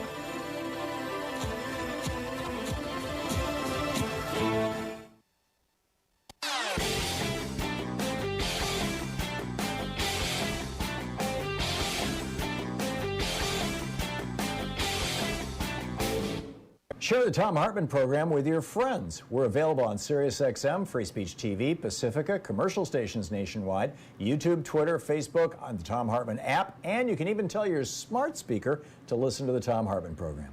In addition to the free newsletter that we have over at thomhartmann.com, which gives you literally a link to every story or article I've talked about throughout the day, every day, comes into your email box every day, there's no charge. In addition to that, and my daily rants, which are free of advertising and free of charge over at HartmannReport.com, we also produce a weekly video. This week's video is about how power companies around the country, for-profit power companies 100% of the time, these power companies around the country are making it harder and harder and more expensive for people to install solar in their homes. All kinds of ways of trying to block people from doing this. And increasingly, they're getting support from Republican politicians, both at the local and the state level. It's something that we really need to know about, we need to be paying attention to, and we need to be aggressively pushing back on. You can check it out over at thomhartmann.com and at HartmannReport.com. And welcome back. I wanted to get into a couple of other stories here that I think are really worth digging into a bit. This is Merlin 196357 wrote a piece over at Daily Kos about Joe Manchin that caused me to go, whoa! I mean, and it's not often that anybody says anything about Joe Manchin that causes me to go, really? And basically what he's saying is that, we have been reluctant to push Senate Majority Leader Chuck Schumer or President Joe Biden to really lean on Joe Manchin for fear that he'll just hop over to the to the Republican Party. But Merlin points out Manchin would never survive a Republican primary. because he voted twice to impeach Trump. I mean, that's death in a Republican primary. So where, should we continue to do, to be very worried about this? I think this is a pretty good point. Reality check this with me. If you think I'm missing something or Merlin is missing something, share it with us. But I'm thinking, interesting. And also, there's just enormous pressure being put on Joe Manchin. And I understand that Reverend Barber is on his way up to West Virginia. And I know Sean is working on getting him on the program right now to find out what's going on as a way of kind of leaning on Manchin. I mean, here you've got the third whitest state in America, a very small state. And its two senators, Shelley Moore Capito, was negotiating, it really wasn't a negotiation, was forcing the Democrats to lose another month of Senate time, which is precious, in so-called negotiations. She's the Republican senator from West Virginia. And then, Joe Manchin, of course, we've been talking about like crazy. The other thing I wanted to bring up, and also get your thoughts on where this is going. I don't know if you've caught the story that there's a hospital that just basically put 140 some odd of its employees on 2-week suspension because they refused to get vaccinated. I mean, we're seeing this now in rural hospitals in these red areas where even the people who work in the hospitals watch Fox News and listen to right-wing radio. And they're all, it's an experimental vaccine. It makes magnets stick to your head. Magnetizes you. This is a real problem. And now you've got, the 3 southern states, Alabama, Louisiana, and Mississippi, have, in the neighborhood of 30% vaccination rates. It's pathetic. And here's the risk. There is a new variant. It's called the Delta variant. It's the one that was referred to as the Indian variant that is just, has been killing people like crazy in India. And it is now creeping up to becoming the dominant variant in England, in the United Kingdom, but particularly in England. And there is this concern. It's coming out of number 10 Downing Street. In fact, this Heather Stewart writing for The Guardian, a number 10 source said there are now clearly signs for concern in the data. They were planning on basically opening the country back up in about 2 weeks. And now they're seeing that hospitalization cases are going back up. Children are getting this. This variant has a mutation on the spike protein that apparently shuts down the ability of individual cells to produce interferon, a first line of defense against viral infection. And so, it's much more contagious for a bunch of reasons. It attaches more efficiently to that ACE2 receptor, and it suppresses the immune system. This is, one of Boris Johnson's people, and Mr. Ferguson, said the cases of the Delta variant were now doubling in less than a week, close to what they saw before Christmas when the Alpha version, the original one, or the first variant that was the British variant, took hold and sent infections soaring to a peak of 68,000. Ferguson said there is a substantial risk of a third wave. Evidence is firming up around the Delta variant being 60% more transmissible and more deadly. So what's going to happen when this hits the United States? And people start getting sick and wondering, oh my God, is this COVID? Even people who've been vaccinated, if you've only had one of the 2 shots, for example, on the 2-shot vaccines, this thing will get you. And if you've had COVID before and you think that's giving you immunity, this variant will get you. And what happens when you show up in the hospital, or if you just go to the emergency room to get yourself checked, and you discover that United Healthcare has changed their policy now? They're no longer paying for emergency room visits if they decide it's not an emergency. 30 million people with insurance about to get screwed. You're listening to the Thom Hartmann Program. Call 202-808-9925. I'll give you a little more detail on that on the other side of the break and then pick up your phone calls. But and this has not yet migrated to their privatized Medicare Advantage plans, but coming to a town near you, I'm guessing?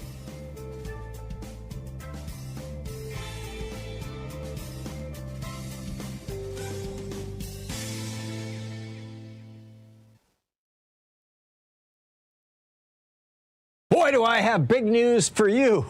We have a match here that is just extraordinary. Today, any donation that you make, if you call now, 877-378-8669 to Free Speech TV, any donation you make will be doubled up to $10,000. Yes, you could make a $9,999 donation, and well, you could make I believe you can make a $10,000 donation, and it'll become $20,000 for Free Speech TV. You can make a $50 donation, it'll become $100 for Free Speech TV. You can make a $1,000 donation, it becomes $2,000 to Free Speech TV. Because of our frontline funders, Bobby and Vivian, Karen and Diane in California, all of them. Bobby and Vivian, Karen and Diane in California, William in Idaho, Richard and Louise in Minnesota, Mary and Beth in North Carolina, Marion in Montana, and our old buddy Mac in Colorado. And what a great day to call, right? Now, we're still behind. We're inching up there, Free Speech TV, the little engine that could, but we have a long way to go. We're a little more than halfway through this fund drive. If you have not yet called and made a contribution, today is the perfect day to do so, and become a member of Free Speech TV, become part of Free Speech TV, and please consider, in addition to making the most robust gift you possibly can, because it will be doubled today, also for the long haul, thinking about making contributions that will allow Free Speech TV to be able to do some budgeting, right? To be looking forward at future months. In other words, make your gift a recurring donation as well. Now you can call and say, hey, I want to give $100 today, so that'll be doubled, and I'd like that premium that comes with $100. And after you mark that down, would you please put me down for $10 a month for the rest of the year? Right? And that way your gift gets recorded, but also your ongoing support becomes part of this foundation that we are trying to build for Free Speech TV, so that year by year they can continue to grow and enhance the product that they're offering that is on so many different vehicles, so many different media. So call now, 877-378-8669 and 877-378-8669, or go to freespeech.org and make your gift today. And when you call or when you log onto the website, tell them I sent you, please, and say hi from me. But this is just wonderful that Bobby and Vivian, Karen and Diane in California, William in Idaho, Richard and Louise in Minnesota, Mary and Beth in North Carolina, Marion in Montana, and Mac in Colorado. Thank you, guys. And thank you if you have already contributed to Free Speech TV, if you're going to call today and make a contribution, or if you're seriously thinking about it for the future. Thank you for even considering the importance of progressive television in this day and age. It is, frankly, I think, very, very important. The collection of premiums has not changed, but I'll run through it real quickly for you. With a $20 gift, you have your choice of the Thom Hartmann University bumper sticker or the Take Action, Make History Pride sticker. With a $50 one-time gift, you get the Free Speech TV tote bag. Comes in two different styles or designs. Perfect for any outfit, so you could even get two of them if you want for $100. With a $75 gift, you get the Thom Hartmann Program mug, the official collector's item mug that you can only get on Free Speech TV. With a $100 gift, you have your choice of two Free Speech TV face masks, or the Wilmington on Fire DVD, which is just an extraordinary documentary about a disaster, a horrific event, the attack on African Americans in North Carolina back in 1898. With a $120 gift, you can get an autographed copy of my book, The Hidden History of American Oligarchy, which traces the rise of the ultra-rich and their control of the political system in this country to and through the Trump administration. Or the Free Speech TV Justice t-shirt, stylishly designed by Free Speech TV viewer Barry. With a $240 gift, 2 books, Hidden History of Oligarchy, Hidden History of Monopolies, autographed by the author, that would be me. Or the Thom Hartmann Virtual Meet and Greet, where we all get together on a Zoom call. That's with a $240 gift. $360 gift. The summer box set with the bumper sticker, both bumper stickers, the Take Action Pride sticker, the Real Change Comes from the Grassroots tote bag, the Wilmington on Fire DVD, and the collector's item Thom Hartmann mug. And with a $1,000 gift, come to Portland and visit us. It's going to be possible. It's going to be easy soon, hopefully. Knock wood, right? But bottom line, double your money, double your fun, right? Call now, 877-378-8669. Free Speech TV needs you, and this is your opportunity to become part of something really great. Please call now.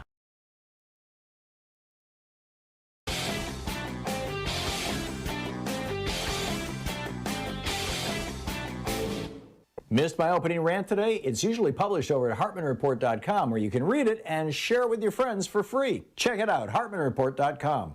We're trying to provide the very best content that we can for you at Hartmann Report and over at ThomHartmann.com. And on Hartmann Report, every day, 6 days a week, I write an op-ed. Very often they're my rants, also for the radio and television program. And it's ad-free, commercial-free. It's free. You can sign up. It'll get pushed into your email box. Check it out at HartmannReport.com. And, of course, over at ThomHartmann.com, we have our weekly video that we put up every week that does a deeper dive for people who are members of our program of ThomHartmann.com. And the one this week is about this Special Inspector General for Afghanistan Reconstruction, SIGAR, their new report that almost 20 million Afghans are on the verge of starvation and nobody's talking about it. Check it out at ThomHartmann.com.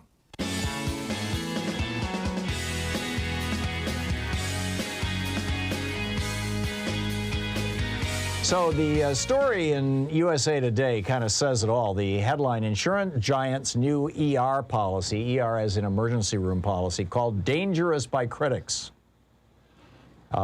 Liz Freeman is writing for the Naples Daily News, reprinted in USA Today. Insurance giant United Healthcare, the company that has paid its last 2 CEOs in the neighborhood of $1 billion, is cracking down on emergency room visits with a new policy starting July 1st.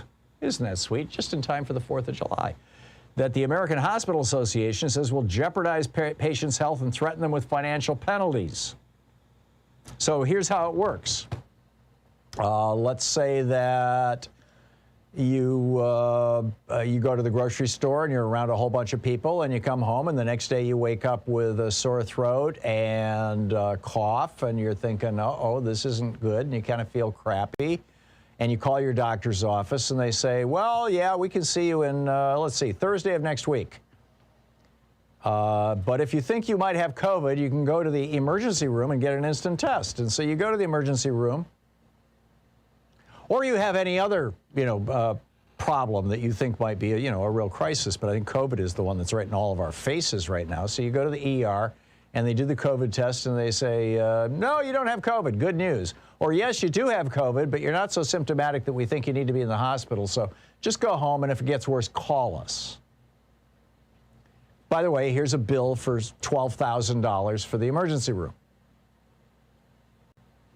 So you go home thinking that United Healthcare is going to pay the bill. Hey, I've got insurance. And they look at it and they say, well, this was not life-threatening. You didn't end up in the hospital. They didn't take you immediately into the intensive care unit. This is what the American Hospital Association said about this. By the way, United Health Group, the company, this company, in the first quarter of this year, the first 3 months of this year, they made a $6.7 billion profit. But we want more, more, more, say the executives at United Healthcare. This is what the American Hospital Association said. Patients are not medical experts and should not be expected to self-diagnose during what they believe is a medical emergency. Say you have a pain in your chest. I mean, this actually happened to me once. I was in Germany. I had arrived the day before. I was jet-lagged crazy. I had been in the previous 5 days. I had been in Taiwan, Japan. I don't think I was in Australia on that trip, but it was an around-the-world trip. And so I was just totally out of my time zone, driving down the street in Germany, and suddenly I got this pain in my chest that just would not stop. And I thought, oh, my God, I'm having a heart attack. And so I drove myself to a hospital in Germany. And they took me in, and they did an echocardiogram, and they did, I mean, they did everything. I mean, it was just comprehensive. And the doctor sat me down and gave me a little blue pill, and he said, take this pill, because I was still having pain. Took the pill. He said, in about 5-10 minutes, your pain is going to go away. And I'm like, what's wrong with me? And he said, you're having a panic attack. I just gave you a Valium. That would have, now that's actually a not uncommon occurrence. A lot of people have panic attacks and think they're having heart attacks. And, you know, it's not something that has happened to me a lot of times in my life. In fact, that's the only time that I actually remember. But if I was in the United States. Now, after I finished with that, with the German healthcare system, I said, what do I owe you? And they said, oh, it's all covered. We don't even have a billing department here. You can't pay us. So I left. But this was back in the late 70s, early 80s, when German healthcare was really, really, really super comprehensive. If that happened in the United States, if I had shown up in the ER having a panic attack, thinking I was having a heart attack, and United Healthcare was my insurance company, thank God they're not, they would have said, hey, you get to pay for your own emergency room visit. And emergency room visits are really expensive. As the American Hospital Association points out, 90% of symptoms of actual emergencies are also symptoms of things that aren't emergencies. My next book is called The Hidden History of American Healthcare. It's available for pre-order right now at Amazon and Powell's and any bookstore, really. Now the bookstores are opening back up again. And it talks a little bit about these kinds of issues, as you can imagine. And we alone in the developed world have this dysfunctional healthcare system where one company makes a $6 billion profit in a 3-month period and then decides, oh, and by the way, we're not going to pay for a lot of emergency room visits either. It's crazy. Anyhow, let's pick up your phone calls. Josh in Madison, Wisconsin. Hey, Josh, what's up? Hey, Tom. I was just calling because this fascism thing that you've been talking about today is something I've been talking about since I was in my teens. I was raised by a politician who ran for office for $450 in the 60s and won as the first Democrat ever elected in his district here in Wisconsin to the state legislature. But he had to drop out when he was running against Paul Ryan in 2001 because he had already spent half of his life savings and would have to spend the rest of it and still not even come up with as much money as Paul was able to raise. Oh, it's because Paul Ryan was the golden boy of Charles and David Koch.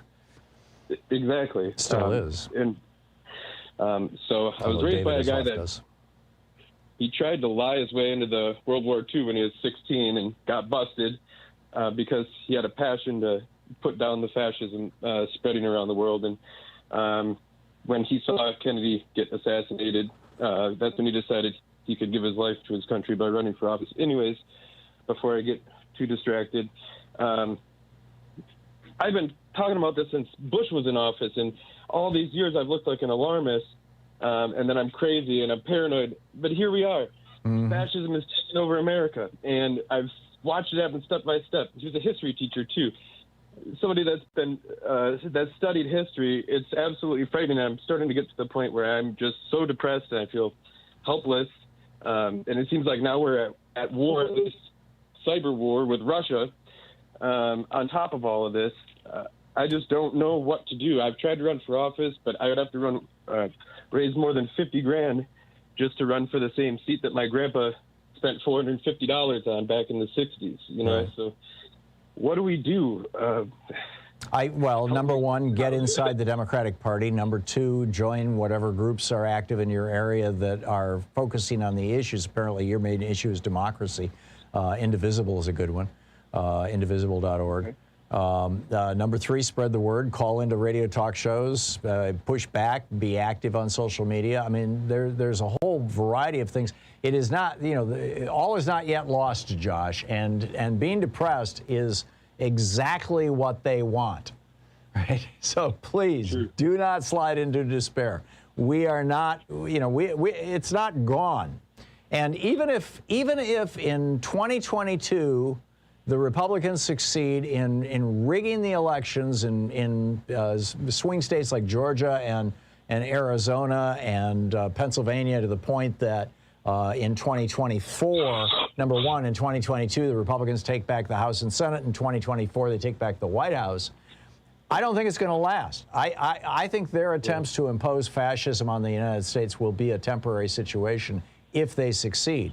And therefore, it's even more important that we build structures of resistance that can withstand that. I'm not going to give up. I'm never going to give up. And, you know, that's how we've got it. That's how we got to move forward. Josh, I have to move along. Thank you for the call. It's great to hear from you. John in Chicago. Hey, John, what's up? Yeah, I was interested in your discussion about United Healthcare. Last year, for about 2 years, my wife and I were both in our 70s, were covered by United Healthcare as our supplement. And around November of last year, we discovered that the CEO was a major contributor to the re-election of Donald J. Trump. What a shock. And we said, no way are we going to continue with this United Healthcare system. So we, as soon as we could, immediately switched over to a different healthcare supplement. Yeah. And more of our listeners and readers should be aware of the connection between Trump and all these CEOs who just, they don't seem to have any values that reflect our needs. Yeah. That's the biggest message we have. I'm with you. And if you're looking for good Medigap policies, look for companies that have the word mutual in their name. This was a type of insurance company that was founded by Benjamin Franklin, for goodness sakes. And they are like co-ops, basically.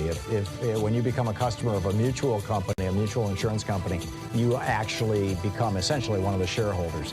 And so check those out. They tend not to rip people off as badly as the pure for-profit companies. John, thank you for the call. We'll be right back. You're listening to Thom Hartmann. Visit thomhartmann.com for audio and video archives.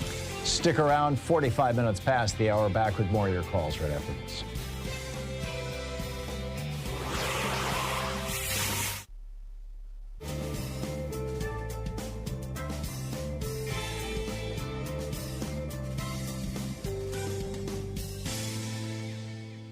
And welcome back. Harrison, listening to KBCS in Seattle. Hey, Harrison, what's on your mind today? Hey, Tom. So the president's over in England, and America's back. And I think the folks in England are looking at America because they've got their own intelligence agencies, and they're saying, how back are you? Exactly. We're watching your voter suppression laws go off the chain, and how does Biden convince them that America is a capable society when as soon as next year, this whole thing could get turned upside down again? Yeah, Hitler did it with a federal law. It's referred to as it was actually a series of laws. It's referred to as the Enabling Acts. And, that basically rigged the elections so that the Nazis would never lose. And that's what Republicans have done now in 22 states and are trying to do in 47 states. And our European allies are correctly pointing this out. I'm guessing that they're pointing it out to Biden himself, to President Biden himself. And this is the consequence of, let me correct that. I was about to say this is the consequence of Trump's big lie. It's not. This is something the Republican Party has been working on since 1980. In 1980, in Dallas, and I'm going to play out of the 360 here, Sean. In Dallas in 1980, a Republican activist who was the co-founder of the Heritage Foundation, the group that subsidizes, Hannity and Limbaugh and these guys to the tune of millions of dollars a year. One of the co-founders of Heritage, a guy by the name of Paul Weyrich, gave a speech. He was very high up in the Reagan campaign. Gave a speech to a group of Republican activists in the basement of a church in Dallas, Texas. And here is a clip from his speech, Paul Weyrich. Now, many of our Christians have what I call the goo-goo syndrome, good government. They want everybody to vote. I don't want everybody to vote. Elections are not won by a majority of people. They never have been from the beginning of our country, and they are not now. As a matter of fact, our leverage in the elections, quite candidly, goes up as the voting populace goes down. There you go. This has been the official strategy of the Republican Party since 1980. So, blaming it on Trump is convenient, but it's not. Trump didn't begin this. He certainly put it on steroids. But I think, Harrison, I think your point is well taken. And have you caught anything on this? I've seen a few articles that are speculating about what Europe thinks about Republican voter suppression, but I haven't seen anything specific where somebody's coming out and saying, well, here's what we know is going on, in Europe. Have you? I haven't. And moving on, wasn't Joe Manchin primary, and the DNC went to bat for him to make sure he got back reelected? So what's going on with that? Well, the Democratic Party will actually, I don't know if they inserted themselves in the primary. In the general elections, they will always support people. Sometimes they support people in primaries. I can't speak to that, Harrison, because I don't know the details of the facts of what you're suggesting. But, Joe Manchin did vote twice to impeach Donald Trump. I mean, he has, on many occasions, he voted for the American Rescue Act. He's voted with Democrats a lot. So I don't think that we need to be talking about kicking him out of the party or anything. I just, there's a few issues here, principally the filibuster, where he's wrong. And I think we may see a change here. I'm hopeful. Harrison, thank you for the call. We'll be right back.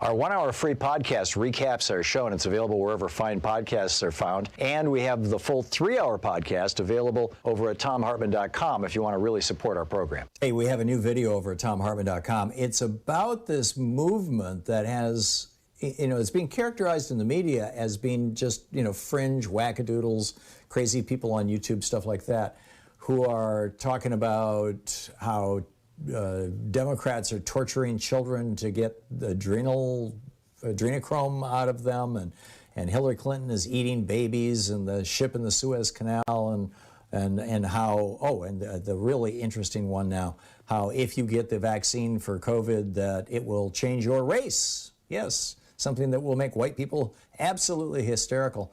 The problem is, this isn't just the Flat Earth Society. These aren't the people that we used to laugh at. This isn't just a few crazies on the edge. They just had a convention in Oklahoma, a serious convention where they were calling for Democrats to be put in front of a firing squad and shot. You need to check this out. It's over at thomhartmann.com.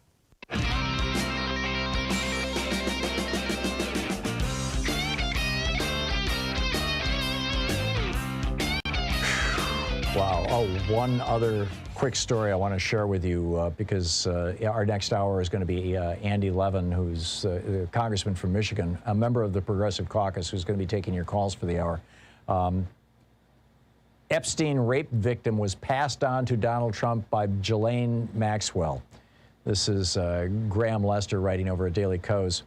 A woman who says she was groomed and raped by Jeffrey Epstein as a teenager was passed on to Donald Trump by Ghislaine Maxwell. Trump then installed her in one of his apartments. Now, this is based on a story from 1997. This is when Trump was a Democrat. This is not some kind of Democratic attempt to take down Trump. November 23rd, 1997, London's Sunday Mirror. This woman, Miss de Georgiou, grew up in an affluent family. She attended school with Kate Middleton at Marlborough College. But as a teenager, she says of Epstein, by the time I was being raped, it was too late. And he had brought her into his circle, and she hung around for a couple of years. And Trump, and then this is the Sunday Mirror tells us, Trump flew Madam Maxwell and the model, this is this then 20-year-old girl, who Epstein had started raping when she was 16, to the Sunshine State, where all three enjoyed a happy weekend together. When they returned to New York, she was installed in one of Donald's many apartments there. Another one, Celinda Middlefart, is another woman who was associated first with Epstein and later with Trump. She was Trump's date on the night he met Melania. Ooh. So, anyway, back to your phone calls. John in Mexico. Hey, John, what's up? Hey, Tom, believe it or not, you and I agree on absolutely maybe 10% of this stuff, but I'm a big fan. I still can't help myself but listen to you. But I have a feeling there's a but coming. Free speech. Huge big but. You're so wrong on the United Healthcare stuff on about 5 different fronts. But the most important one for your, I guess, audience would be that a prudent person goes to the emergency room, the insurance carrier, whether it's United, Blue Cross Blue Shield, Anthem, any of them, they're going to cover it, right? It's the ones that go to the emergency room for something that is not an emergency that they're trying to clear out. And it's because of exactly what you said. There's no way anybody wants their premiums to be higher because the cost of going to an emergency room has to be factored in. This company made $5.5 billion in profit in 3 months. They do not have to raise premiums. But this is the story from USA Today. John, I'll just read you one sentence from it. United Healthcare this month told its network hospitals in 34 states, including Florida, that it will assess emergency room claims to determine if visits were indeed medical emergencies. Claims that are determined not to be tied to actual medical emergencies will be subject to no coverage. And what's your problem with that? You want people going to the emergency room spending thousands of dollars that don't have an actual emergency? My problem with that is if somebody is having a panic attack, room as an actual John, you asked me a question. May I answer it? I'm sorry. My problem with that is that if somebody's having a panic attack and they think it's a heart attack, or if somebody's having a heart, half the time it's an actual heart attack, right? Or some percentage of the time it's an actual heart attack. They should go to the emergency room. And if the emergency room determines, hey, that's not an actual heart attack, even though you can't breathe and your heart feels like it's pounding out of your chest, that's a panic attack, here, take a Valium. United Healthcare, this example is not one of the examples used, but based on everything I'm reading, I'm guessing that they would say, no, we're not going to pay for that. What you thought was an emergency isn't an emergency. And what the American Hospital Association, no slouches when it comes to understanding medicine, is saying is that United Healthcare is now telling their customers, you have to be sufficiently competent to diagnose whether a condition that you think is an emergency actually is or isn't. I get it. There are people who use the emergency room as a doctor's office. Those people tend to be the uninsured. I agree. And, Tom, I'm an insurance agent. I sell this stuff to other companies. And I will tell you, I've helped companies figure out that when their hourly workers don't want to take time off, the only thing that's open when they do get off is the emergency room, and it's costing everybody more money. Let's not use it as a doctor's office. But your point is not correct, and this is what I think I want you to understand. And it's what I told your screener.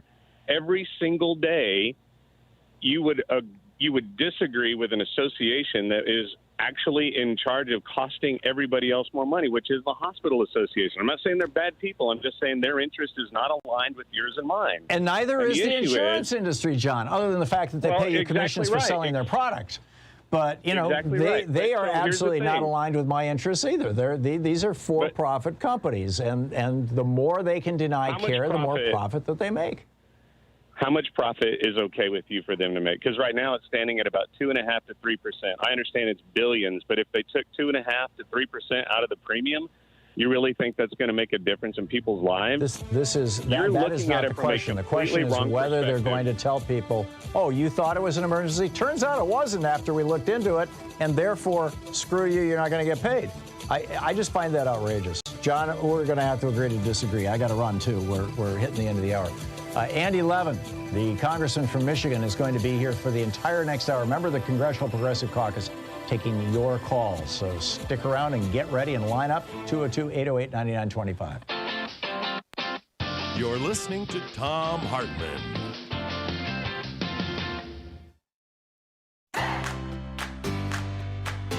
These companies support the Thom Hartmann Program. They are HelloFresh, the #1 meal kit delivery service. More information at hellofresh.com, code TOM. CB Distillery for sleeping and pain relief. More info at cbdistillery.com, code TOM.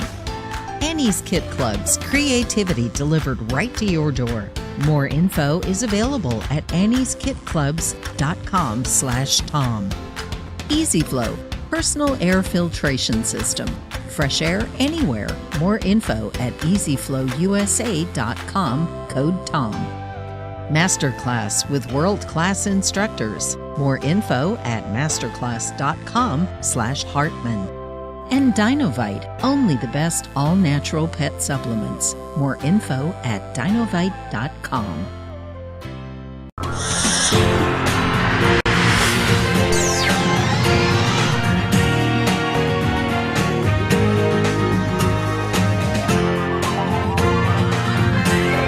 We say fight back!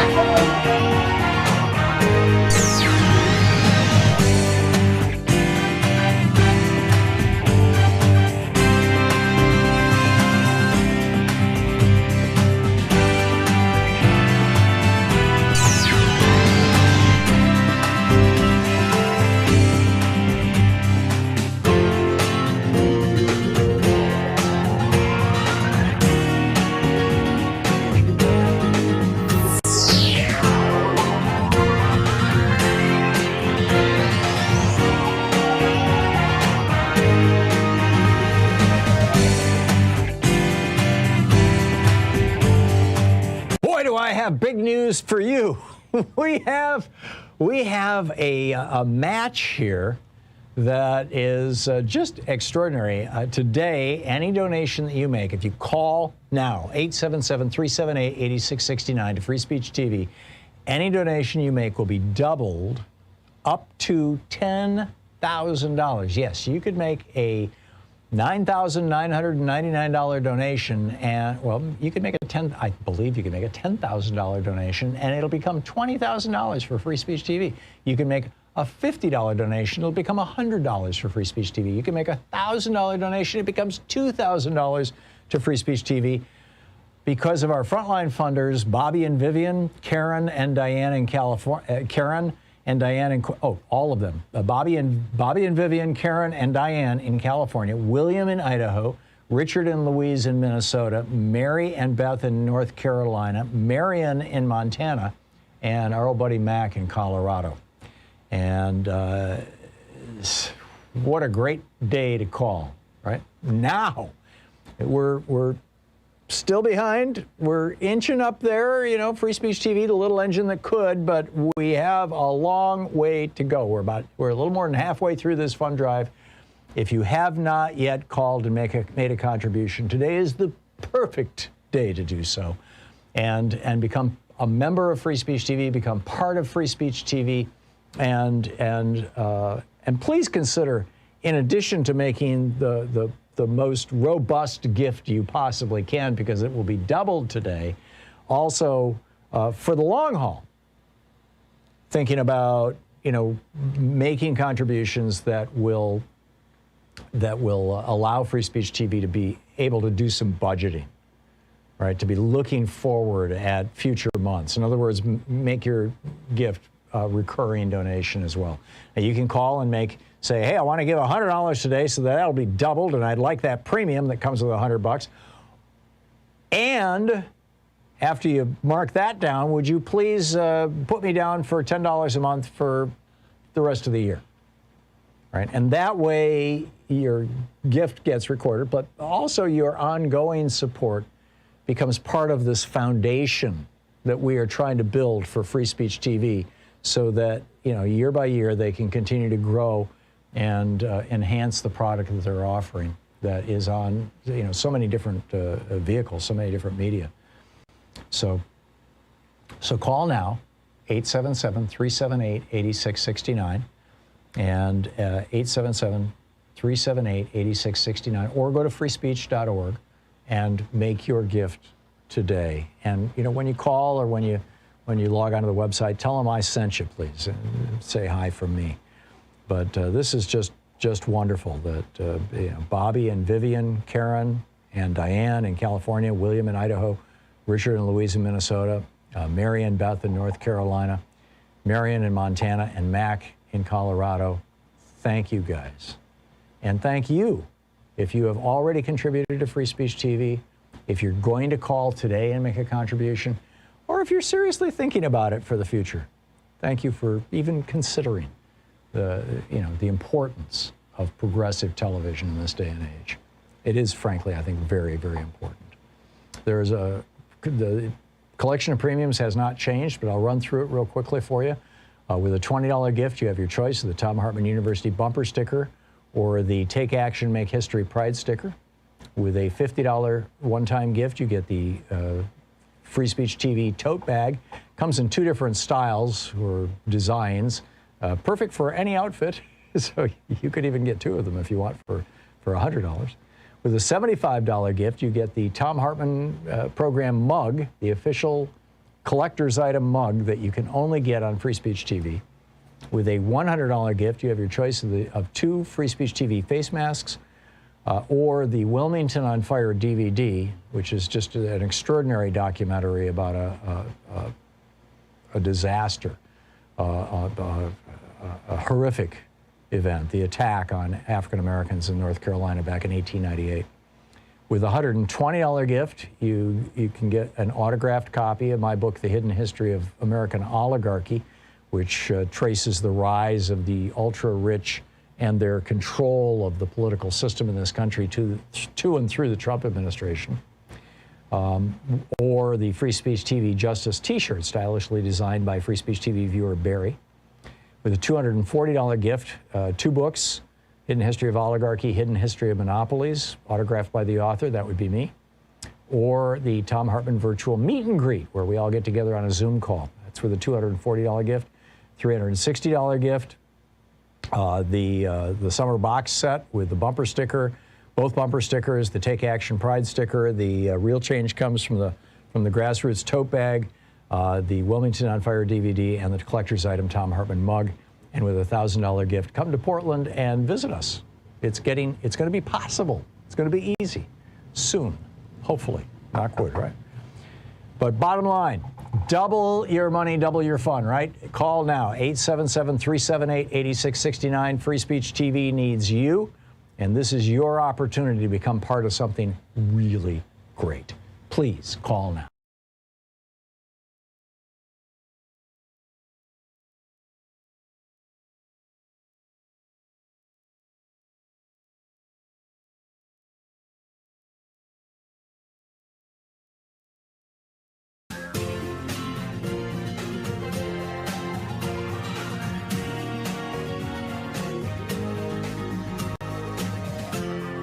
This is the Thom Hartmann Program.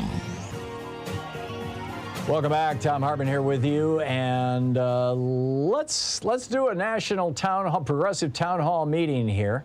On the line with us, here we go. On the line with us is Representative Andy Levin, U.S. Representative from the 9th District of Michigan, member of the House Committee on Education and Labor, and also the House Foreign Affairs Committee, member of the Congressional Progressive Caucus. Andy Levin, ANDYLEVIN.house.gov is his website. You can tweet him at Rep. Andy Levin. And Congressman, welcome to the program. Thanks so much for joining us. First of all, if you don't mind, tell us about this EV Freedom Act that you are proposing. And also, welcome to the program. I'm wondering if there's anything else on your mind that you want to share with our listeners before we start picking up phone calls for you. Oh, wow. Well, it's good to see you, Tom, and I'm happy to talk about the EV Freedom Act. I mean, look, we've got to tackle climate change. So the comprehensiveness, the speed, the boldness we need is incredible. It's exciting. And the EV Freedom Act is one part of it. It deals with high-speed electric vehicle charging stations. The president said we need to deploy 500,000 chargers, but where? How? What's the federal role? And the answer is there's two big needs that the market won't meet. Number one, think of all the people who live in places where they're not in some suburbia with a garage where they can just pull in and charge, apartment buildings and so forth. The other big thing is we need to be able to charge throughout the national highway system, because this is America. You got to be able to take your kid to Podunk U and drop them off, or you got to go visit grandma in Omaha, Nebraska. And so we need to crush range anxiety and make it possible for everybody to buy an electric vehicle by putting them all throughout the national highway system. It gives the Secretary of Transportation, my buddy and former boss, Jennifer Granholm, when we worked in the state of Michigan together, 1 year to come up with a plan, a second year to come up with financing, and within 5 years, we would have a national network in place in all 50 states and Puerto Rico so that you could get in an EV like my Chevy Bolt and drive from any point in the U.S. to any other without worrying about running out of juice. That's what we need to transform this sector. And then we need to do it in every other sector. My lead co-sponsor of this is Alexandria Ocasio-Cortez. We introduced it last Congress. We reintroduced it this Congress. It's endorsed by unions, environmental groups. I even got some of the auto companies and utilities on now.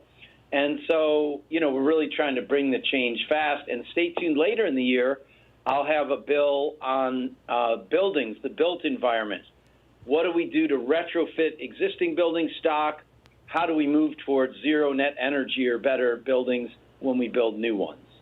So that's some of the legislation I'm working on that front. That is absolutely spectacular. Is this something that might pass the House as a standalone bill and then be incorporated into President Biden's infrastructure bill, as a larger piece of legislation? And if that doesn't happen, it still passes as a smaller piece? Is that the strategy here? The strategy really is to get it into the infrastructure plan, and it may well be part of what we push through a reconciliation package. That's great. So the point is to get it done. Secretary Granholm's told me that NREL, the National Renewable Energy Labs, have already mapped out or are hard at work mapping out, how many chargers we need where, so that you would, you could have a comprehensive network. And when you think about it, Tom, people are they think, jobs and business is sort of at loggerheads with the environment and climate, what we need for climate change, and it's so wrong.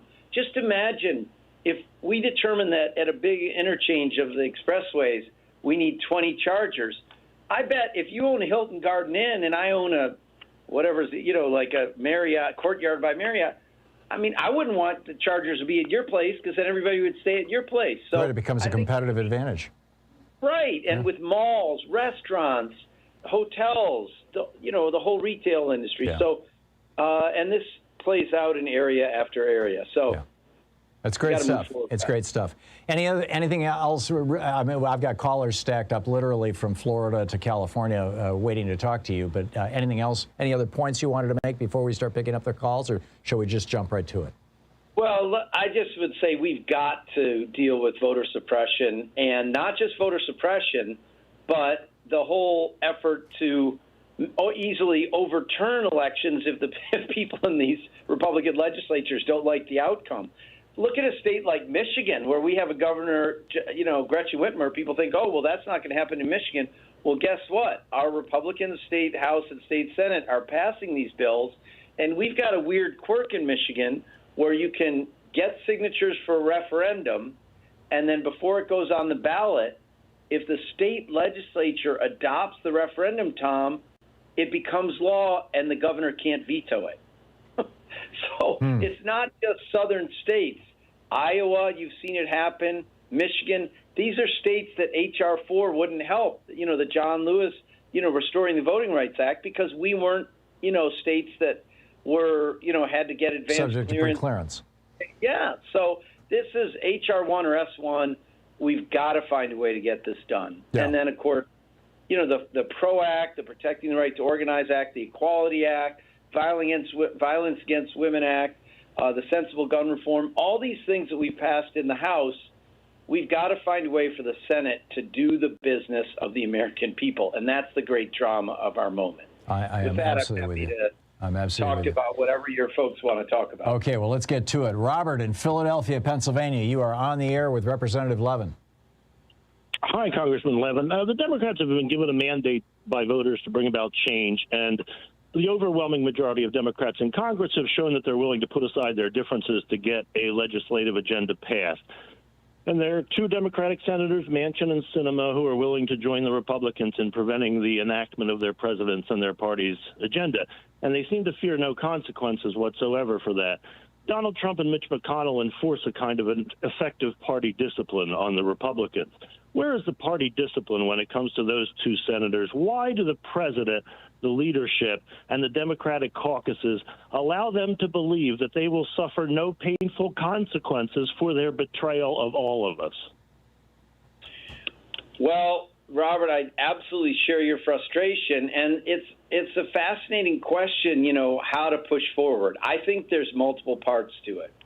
So first of all, I'm saying to everybody who can hear my voice, it's time to hit the streets. It's time to march. It's time to demonstrate. It's time to occupy offices. Whatever it takes to show that the American people need change, they need action. Don't give me a speech about $15 an hour. Give me $15 an hour. Don't give me a speech about affordable health care. Give me universal health care. So one thing I think practically, politically, I don't have a lot of faith in enforcing party discipline with Senator Manchin, whose state was won by Donald Trump by more than almost any other state. The spread between Manchin and the president's, margins is by far wider than any other Democrat in the Senate or the House. But how about this, Robert? Why don't we say to Chuck Schumer, we need you to start using the talking filibuster right now. Should have happened months ago, but anyway, here we are, right? So make the senators, Republicans and Democrats, stick around and make the Republicans talk nonstop to filibuster these changes. And, I want to make clear to everybody, this is what the rules of the Senate are. The minute they're not there, actively filibustering on the floor, which is what everybody thinks it's supposed to be in the first place, right, Tom? Right, yeah. I call it the Jimmy... I'm sorry, go ahead. Well, who's ever in the chair, the presiding officer, can proclaim debate closed. Right, and call the vote. They move to a majority vote. Yeah. So we need to test this. And why? Because I'm guessing Robert might say, oh, come on, Congressman Levin, that's not adequate. That won't work. Robert, I agree with you. But to bring about change, in my view, we may have to go through this exercise of showing to Senator Manchin, Senator Sinema, having this real live drama of democracy for the American people. Do we want to go through, 2, 3, 4, 5 days of 24-hour debate to get anything done? Would we have to do that on every bill? Is that really a great deliberative body, or is it just trying to frustrate the will of the American people? Yeah, so let's push step by step. I call this the Jimmy Stewart filibuster, and they should also have to have 40 of their members on the floor at all times as well. Representative Andy Levin is with us, taking your calls for the hour. We'll be right back. This is the Thom Hartmann Program. Member of the Congressional Progressive Caucus, he represents the 9th District of Michigan. We'll be back. Levin.house.gov is his website. We'll be right back.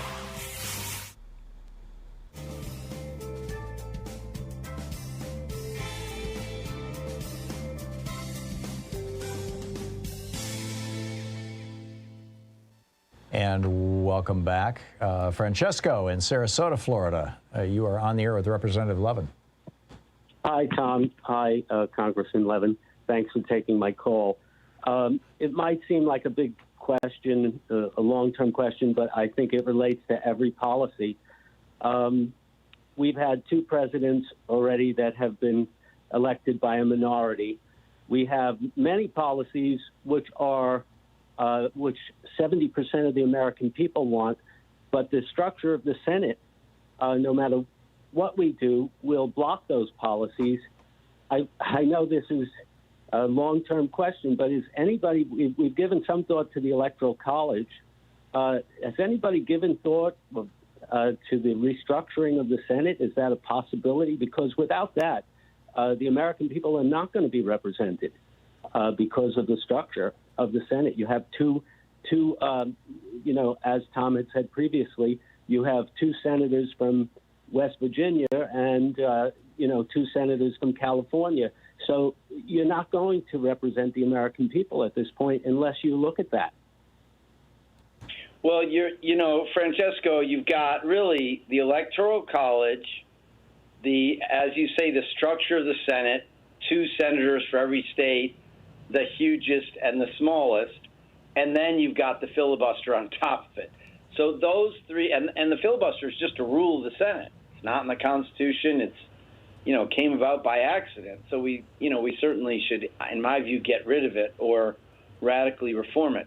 But, it's interesting.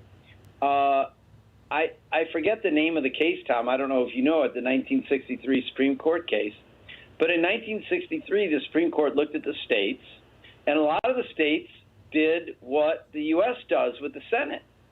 They had a certain number of senators relating often to the different their state house districts. It was not one person, one vote. It wasn't equal representation. And the Supreme Court said, "Do as we say, not as we do."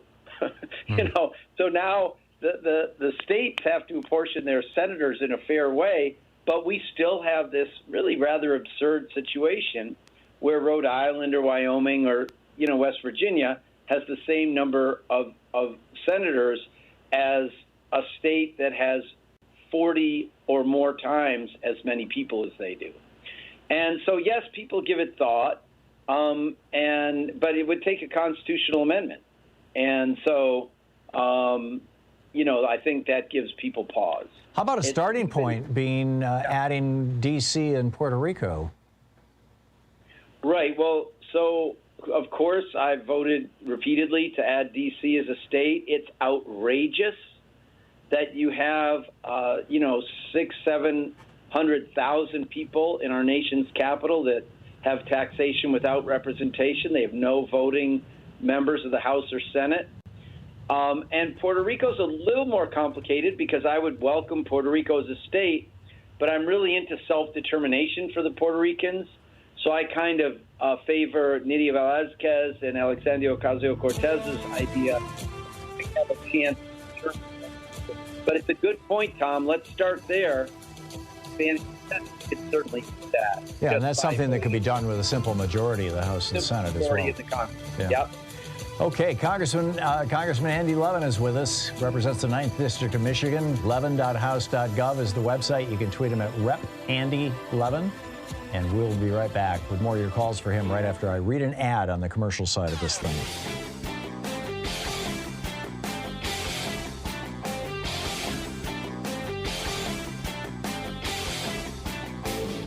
Change starts with you. You can be calling your Democratic or Republican representatives to let them know what you think by calling 202-224-3121. It's the Capitol switchboard. It'll get you right through to them. There's so much news coming out of the Trump administration, so much corruption, so many crimes. Now they're letting people kill endangered species. Now they're selling off, the Arctic National Wildlife Preserve refuge to big oil companies. Now they're they're authorizing pesticides that we know cause birth defects and damage to children.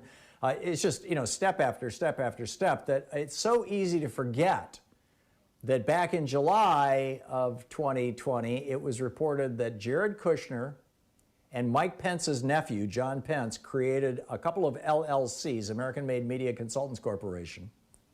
that took $617 million of Trump campaign cash and nobody knows where it went. I'm telling you, these guys are professional grifters. We need to keep an eye on it. There's a whole rant about it over at thomhartmann.com for supporters of our program.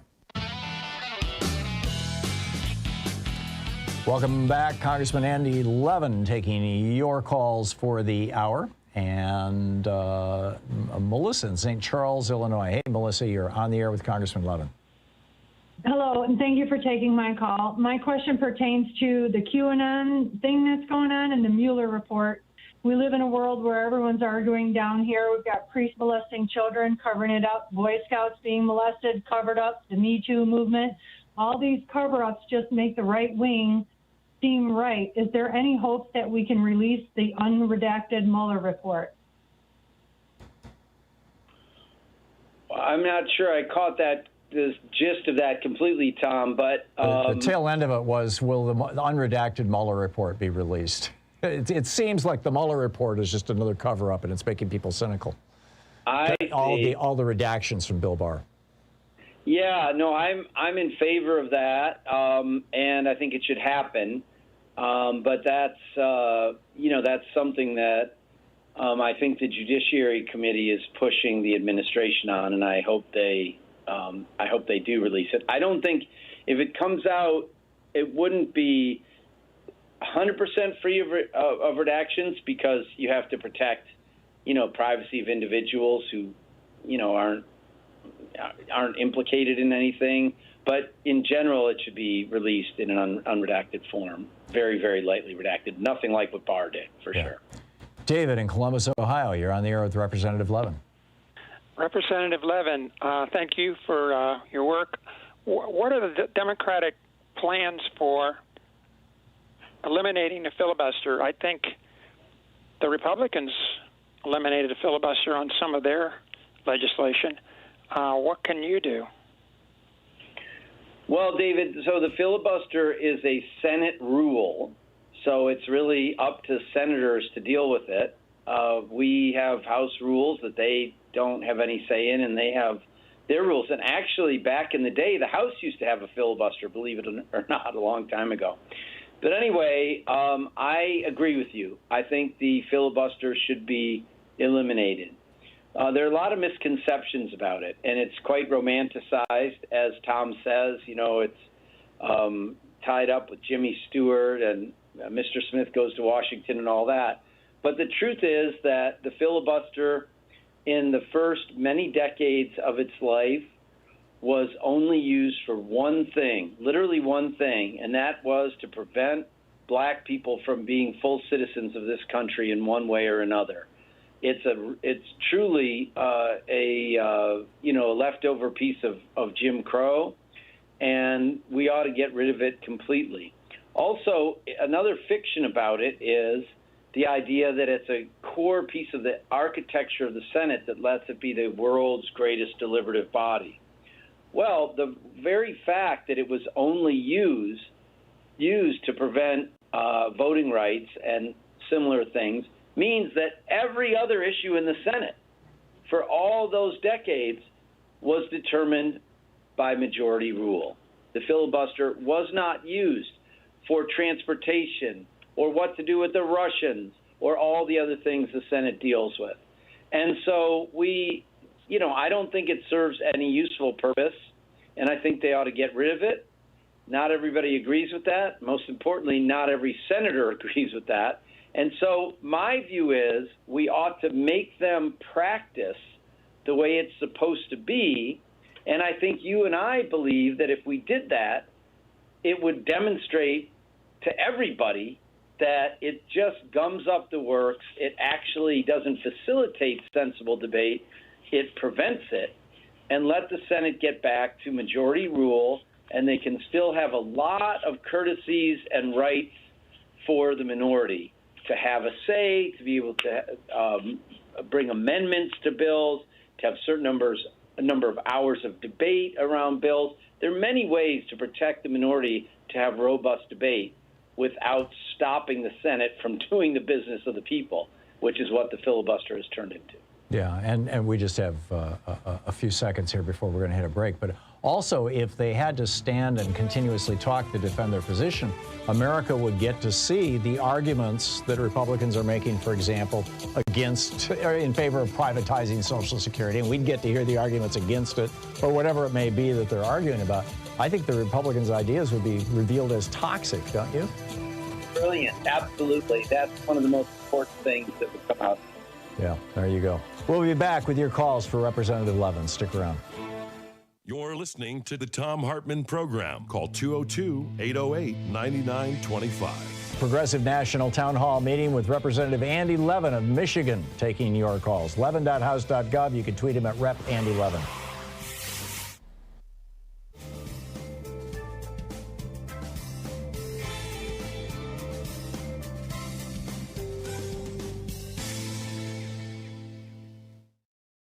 Boy, do I have big news for you.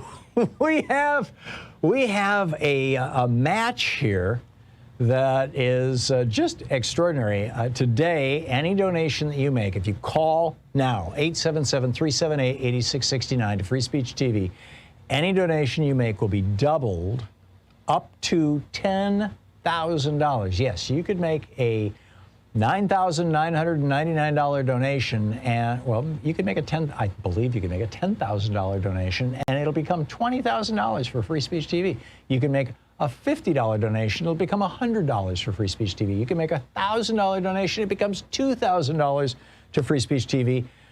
Because of our frontline funders, Bobby and Vivian, Karen and Diane in California, all of them. Bobby and Vivian, Karen and Diane in California, William in Idaho, Richard and Louise in Minnesota, Mary and Beth in North Carolina, Marion in Montana, and our old buddy Mac in Colorado. And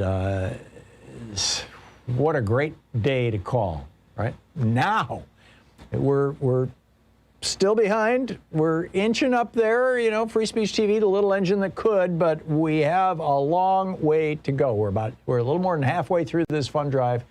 If you have not yet called and made a contribution, today is the perfect day to do so, and become a member of Free Speech TV, become part of Free Speech TV, and please consider, in addition to making the most robust gift you possibly can, because it will be doubled today, also for the long haul, thinking about making contributions that will allow Free Speech TV to be able to do some budgeting, right? To be looking forward at future months. In other words, make your gift a recurring donation as well. Now you can call and say, hey, I want to give $100 today, so that'll be doubled, and I'd like that premium that comes with $100. And after you mark that down, would you please put me down for $10 a month for the rest of the year? Right? And that way your gift gets recorded, but also your ongoing support becomes part of this foundation that we are trying to build for Free Speech TV, so that year by year they can continue to grow and enhance the product that they're offering that is on so many different vehicles, so many different media. So call now, 877-378-8669 and 877-378-8669, or go to freespeech.org and make your gift today. And when you call or when you log onto the website, tell them I sent you, please, and say hi from me. But this is just wonderful that Bobby and Vivian, Karen and Diane in California, William in Idaho, Richard and Louise in Minnesota, Mary and Beth in North Carolina, Marion in Montana, and Mac in Colorado. Thank you, guys. And thank you if you have already contributed to Free Speech TV, if you're going to call today and make a contribution, or if you're seriously thinking about it for the future. Thank you for even considering the importance of progressive television in this day and age. It is, frankly, I think, very, very important. The collection of premiums has not changed, but I'll run through it real quickly for you. With a $20 gift, you have your choice of the Thom Hartmann University bumper sticker or the Take Action, Make History Pride sticker. With a $50 one-time gift, you get the Free Speech TV tote bag. Comes in 2 different styles or designs, perfect for any outfit. So you could even get 2 of them if you want for $100. With a $75 gift, you get the Thom Hartmann Program mug, the official collector's item mug that you can only get on Free Speech TV. With a $100 gift, you have your choice of 2 Free Speech TV face masks, or the Wilmington on Fire DVD, which is just an extraordinary documentary about a disaster, a horrific event, the attack on African Americans in North Carolina back in 1898. With a $120 gift, you can get an autographed copy of my book, The Hidden History of American Oligarchy, which traces the rise of the ultra-rich and their control of the political system in this country to and through the Trump administration. Or the Free Speech TV Justice t-shirt, stylishly designed by Free Speech TV viewer Barry. With a $240 gift, 2 books, Hidden History of Oligarchy, Hidden History of Monopolies, autographed by the author, that would be me. Or the Thom Hartmann virtual meet and greet, where we all get together on a Zoom call. That's with a $240 gift. $360 gift, the summer box set with the bumper sticker, both bumper stickers, the Take Action Pride sticker, the Real Change Comes from the Grassroots tote bag, the Wilmington on Fire DVD, and the collector's item Thom Hartmann mug. And with a $1,000 gift, come to Portland and visit us. It's going to be possible. It's going to be easy soon, hopefully. Knock wood, right? But bottom line, double your money, double your fun, right? Call now, 877-378-8669. Free Speech TV needs you, and this is your opportunity to become part of something really great. Please call now.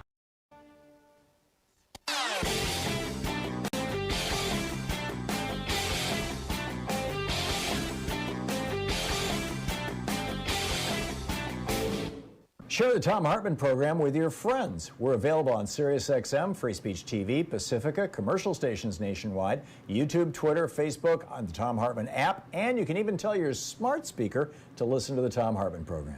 Astonishing news out of the Centers for Disease Control and Prevention that has to do with the lifespan of Americans.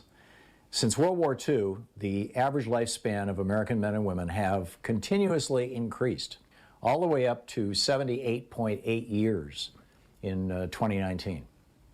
Continuous increase. Things were getting better, more and more people were getting health care, we were making medical technology advances, there was a rather dramatic decline in smoking between the 1990s and the 2010s. All kinds of things were working together. And then came Donald Trump's response to COVID-19. Causing America, with 4% of the world's population, to have 20% of the world's deaths. The result of that has been extraordinary. For the first time since World War II, American life expectancy has declined. It's all over in a new video for supporters of our program over at ThomHartmann.com.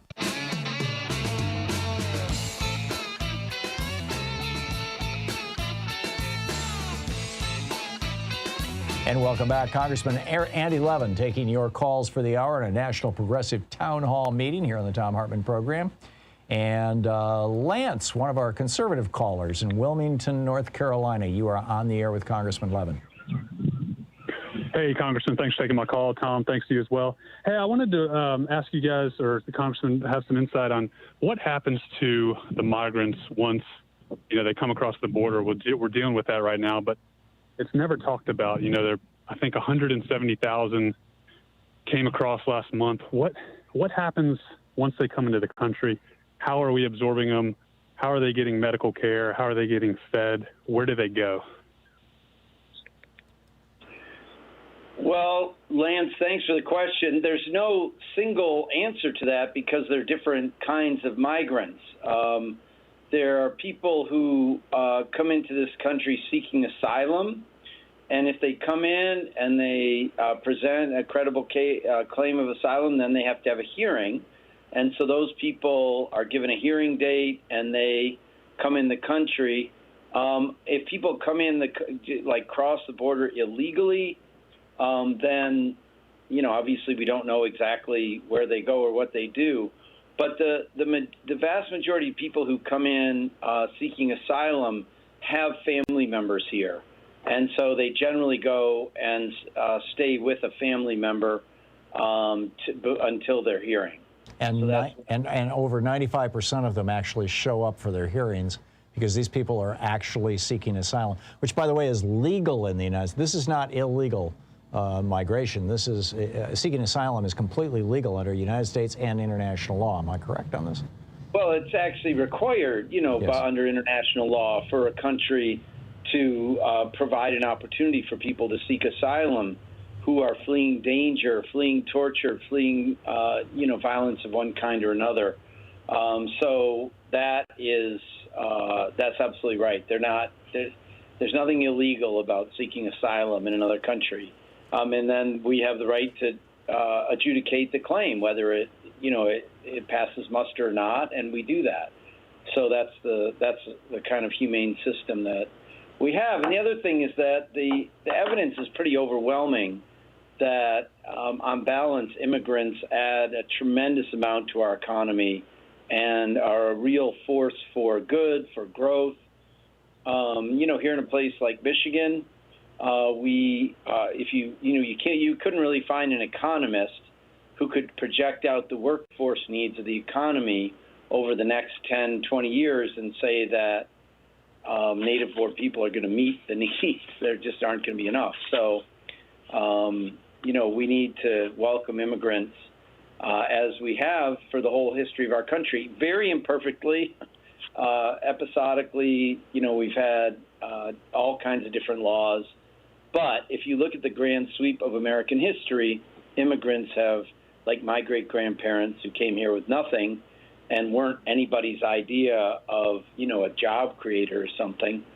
I mean, hey, my dad and my uncle ended up being the two longest-serving members of the United States Congress in history, these two Jewish boys from Detroit whose grandparents, you know, came here as immigrants and pushed around a cart selling notions and had, you know, were peddlers. And so that's the American dream, really, and we got to embrace it for immigrants, I think. Lance in Columbus, Ohio, you're on the air with Representative Levin. Yes, good afternoon, Senator. Good afternoon, Tom. Senator, I just wanted to ask you a question. On Fox News, they are really revving up their viewers over the president's canceling the pipeline. And we know that the president, his approval right now is really good, but the way they're going and trying to get people to really do all kind of things, how are the Democrats going to deal with that? Because they're calling it a job killer. Yes, I'm sure they are calling it that. I mean, the truth is that if we do what we need to do to ramp up onshore wind, ramp up offshore wind, ramp up geothermal energy, ramp up solar thermal, and more experimental forms of energy storage, the batteries we need, not just for electric vehicles, but for intermittent sources of power like wind and solar.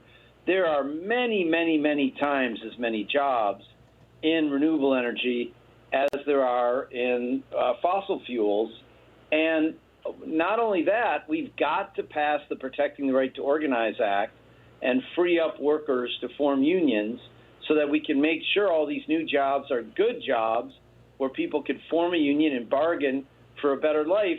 Just like, you know, a century ago, auto jobs were dirty, dangerous, and ill-paying, and it was same with steel jobs, same with rubber jobs, the jobs of that era.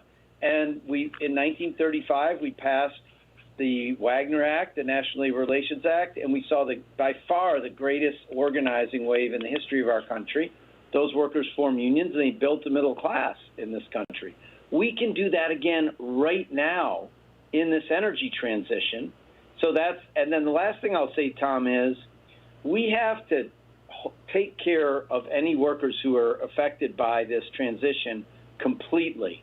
Hold them harmless wages-wise, health care, benefits, a bridge to retirement if they're close to that, full job training if they want to go, you know, like a GI Bill for them if they want to go get a new degree. We need to completely take care of workers who may be affected by this. And that's why when I was first asked to join the Green New Deal, when I first came to Congress, you know, Tom, I was an original co-sponsor of that. But I didn't join until they included the words most affected workers along with frontline and vulnerable communities, which is totally appropriate. But politically and in terms of justice, we can't get this done unless the most affected workers are at the center of the table and we take care of them, and then we help the workers form unions if they want to in the new jobs. That's great. Jeff in Portland, Oregon, you're on the air with Representative Levin. Hey, good day, Tom and Representative Levin. Thank you both for the town hall and for being the champions of labor that you both are. Representative Levin, this week, as the caller just talked about, it's been a busy week in news for pipelines, the announcement on Keystone XL yesterday, plus a passionate week of protests against the Line 3 pipeline in Minnesota. And as Winona LaDuke, the indigenous water protector, told Democracy Now! Yesterday, the Line 3 pipeline is part of the Line 5 tar sands pipeline that runs under the Straits of Mackinac, directly affecting and endangering the Great Lakes, which are 20% of the world's fresh water supply. Your governor, Representative Levin, she recently revoked the permit for the decaying 68-year-old Line 5. Yet this Canadian pipeline company, Enbridge, is defying her orders. So my question, Congressman, are you and fellow progressives organizing to pressure the Biden administration to support Governor Whitmer and shut down Line 5 and Line 3 too, for that matter? Thank you, Representative Levin. Yes, you're welcome. So, I mean, here's the thing about pipelines and about, you know, where is the oil coming from? This tar sands oil has the worst, you know, carbon effect of, you know, even more than what people think of normally as a source of oil, which is, you know, drilling in the ground and bubbling crude coming up. You know, this is the process to get that oil is very, very difficult. And then you have all the issues you so eloquently raised, including you know, what a disaster it would be to have a leak in the Straits of Mackinac, the place where Lake Michigan and Lake Huron come together. It would be billions and billions of dollars of economic effect and an ecological disaster. So, yes, all that you're saying is happening, and I just want to point out that in addition to our governor, the Attorney General of Michigan is sort of representing her on the legal end, even as Enbridge, the pipeline company, you know, tries to keep their pipeline going. Representative Andy Levin is with us for the hour, taking your calls in our national town hall meeting, progressive town hall meeting. His website is levin.house.gov. You can tweet him at @RepAndyLevin. We'll be back. He's also on the committees on education and labor, House Foreign Affairs, and a member of the Congressional Progressive Caucus. You're listening to Thom Hartmann. Visit ThomHartmann.com for audio and video archives. More of your calls for Congressman Levin right after this.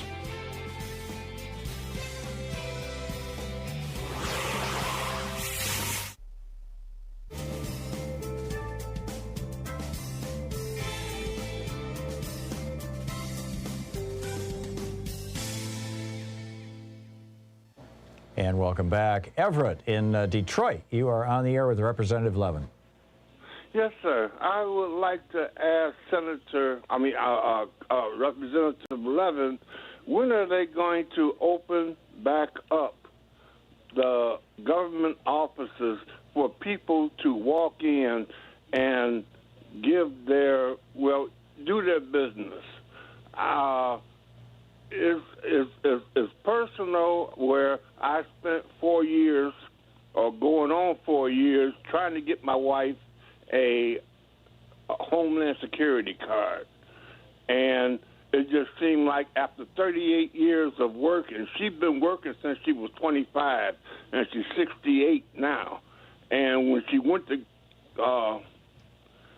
renew her Homeland Security card, they got to investigate. That's what I want to ask him. What are they going to investigate after somebody who's been here 38 years? Thank you, Everett. Well, thank you so much, Everett. And I don't know, Tom, if there's a way to connect Everett with us, but I would be glad to help Everett tackle that problem.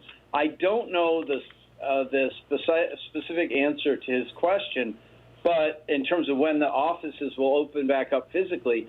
But let me just tell you a story, Tom. Last week, somebody called me who wasn't my constituent but knew me, and this gentleman said, oh, your constituent's a little shy to call you, but their child lives in another country, but they're all citizens of your district, and then the son and daughter-in-law of the grandparent had a baby 10 weeks ago, and now the two parents and the baby need to come back, and because the embassy's been shut down, they can't get a passport for the baby, so how can they travel?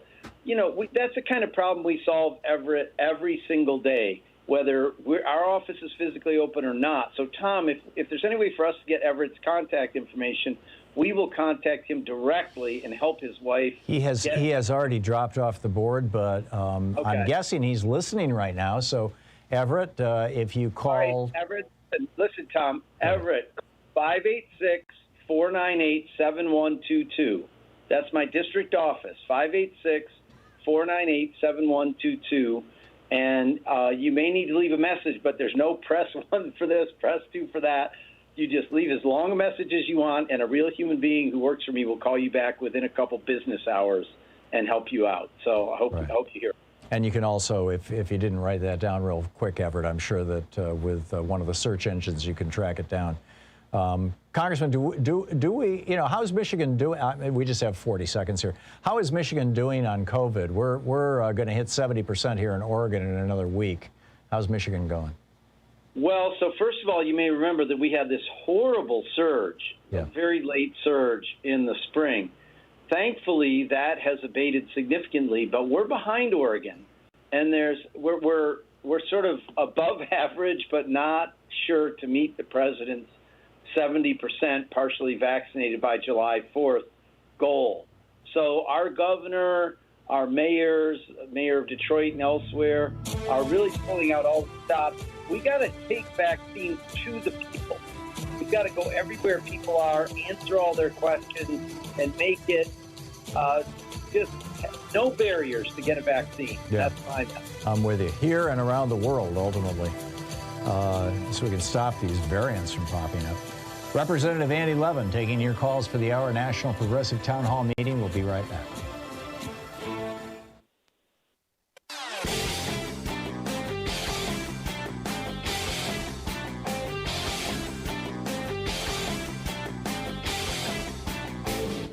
Missed my opening rant today? It's usually published over at HartmannReport.com, where you can read it and share it with your friends for free. Check it out, HartmannReport.com. So for our Thom Hartmann Insider videotape that is over, or videotape, YouTube, whatever you want to call it, private video that's available over at ThomHartmann.com, I'm talking this week about Donald Trump just completely giving in to Erdogan of Turkey, the president of Turkey, the dictator of Turkey now. And this theory that Jared Kushner okayed the killing, at least the capture, perhaps the killing of Jamal Khashoggi, and to Mohammed bin Salman, and that Erdogan has the tape of it, and that when he called up Donald Trump a couple weeks ago and said, I want you to pull out of Syria and give me those Kurds so I can kill them and take that land, that he did it because Erdogan threatened him. And then Erdogan comes to the United States, a week or two later and gets a whole state dinner thing. Check it all out. It's over at ThomHartmann.com. I think you'll find it fascinating.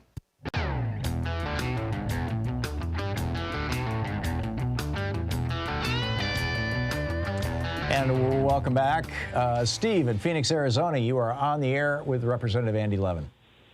Hello, Tom and Congressman Levin. A little question and statement here.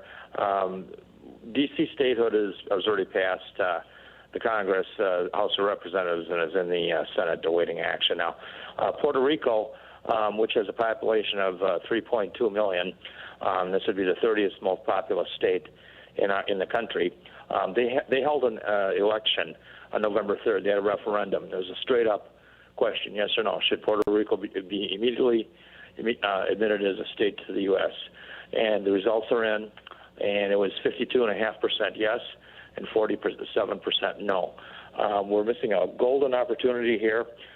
This would afford Puerto Rico all the benefits and everything they so richly deserve to be a state of the United States and the protection that's afforded. And, we could have elections in 90 to 120 days after they're granted statehood. What can we do? What can you do, Congressman Levin, to move this ball forward? Because we're missing such a golden opportunity. Thank you, sir.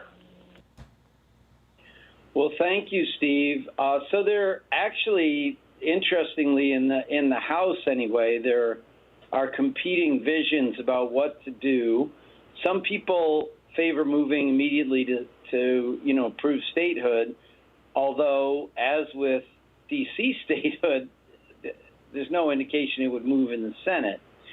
But the two Puerto Ricanas in the U.S. House, Nidia Velázquez and Alexandria Ocasio-Cortez, both of New York City, both favor a slightly different process that would take a little bit of time, not years, but to have a democratic process that they think would be more robust and may well lead to statehood, quite soon.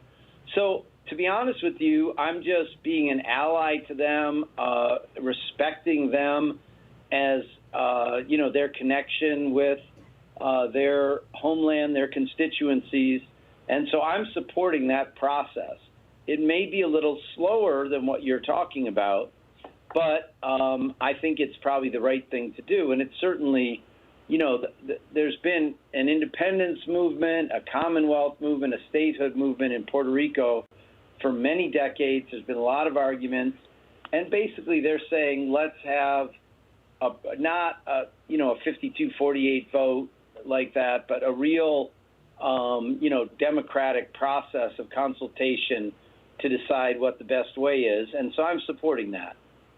I don't know what your thoughts are, Tom, but I don't. I'm with you. I'm an ally for the folks who know more about it than I do. David in St. Paul, Minnesota, you're on the air with Representative Levin. Hey, Representative Levin. I was wondering if you had ever heard that the size of the representatives in the House was set back in 1913 by an act or a law, and wanted to see if you'd be more in favor of lifting that to be closer to what President Washington said should be one House member per 30,000 people. Well, I would certainly not be in favor of that because, right, so the new House for Michigan, after redistricting, we're each going to, if I'm able to get reelected, we will each represent about 775,000 people. So to get to every 30,000 people would be over 20 times as many representatives. So that would be, 8,000 or something. So, but let's say you don't mean that literally and you mean it somewhere in the middle. I mean, I'm not completely against expanding the House a little bit in principle, but I'll tell you this. I feel like the size of the districts now, yeah, they're a lot bigger than a state Senate and especially a state House district, but I really do feel like we are super close to the people. People know me. People stop you in the grocery store. You can cover a whole congressional district, every district work period, get out to a lot of the communities. And I feel like the size of it works pretty well. And 435 is a pretty big body to manage administratively. So I don't, I'm not personally in favor of making the U.S. House a lot bigger, although, I respect those who think that would be a good idea. Congressman, we just have 30 seconds to the end of the hour. Thoughts on what people should be paying attention to and activists should be doing in the next coming weeks? Absolutely. I mean, I think what we need to say is that a modest bipartisan infrastructure program is not enough. if the president can achieve one and get Republicans on board for something, it's for sure that it won't be anything like his American Jobs Plan and America's Family Plan. So we need to really meet his vision head on to move this country forward. Congressman, thanks so much for dropping by. It's great having you with us. Thank you. Thanks, Tom. Have a great weekend. Thank you. You too. Great talking with you. Congressman Andy Levin. We will be back with, we won't be back. It's the end of the hour. I'm so used to these town halls being in the first or second hour. That's it for the show. We will be back tomorrow. Same bat time, same bat place. And don't forget, in the meantime, democracy is not a spectator sport. It begins with you. So get out there, get active, tag, you're it. We'll see you tomorrow. Have a great afternoon. You've been listening to Thom Hartmann. For audio and video archives, visit thomhartmann.com.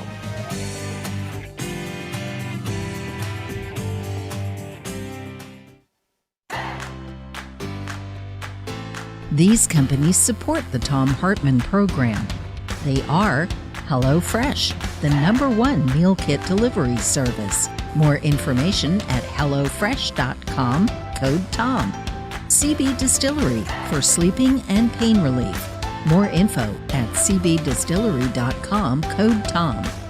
Annie's Kit Clubs, creativity delivered right to your door. More info is available at annieskitclubs.com/Tom. EasyFlow, personal air filtration system. Fresh air anywhere. More info at easyflowusa.com, code TOM.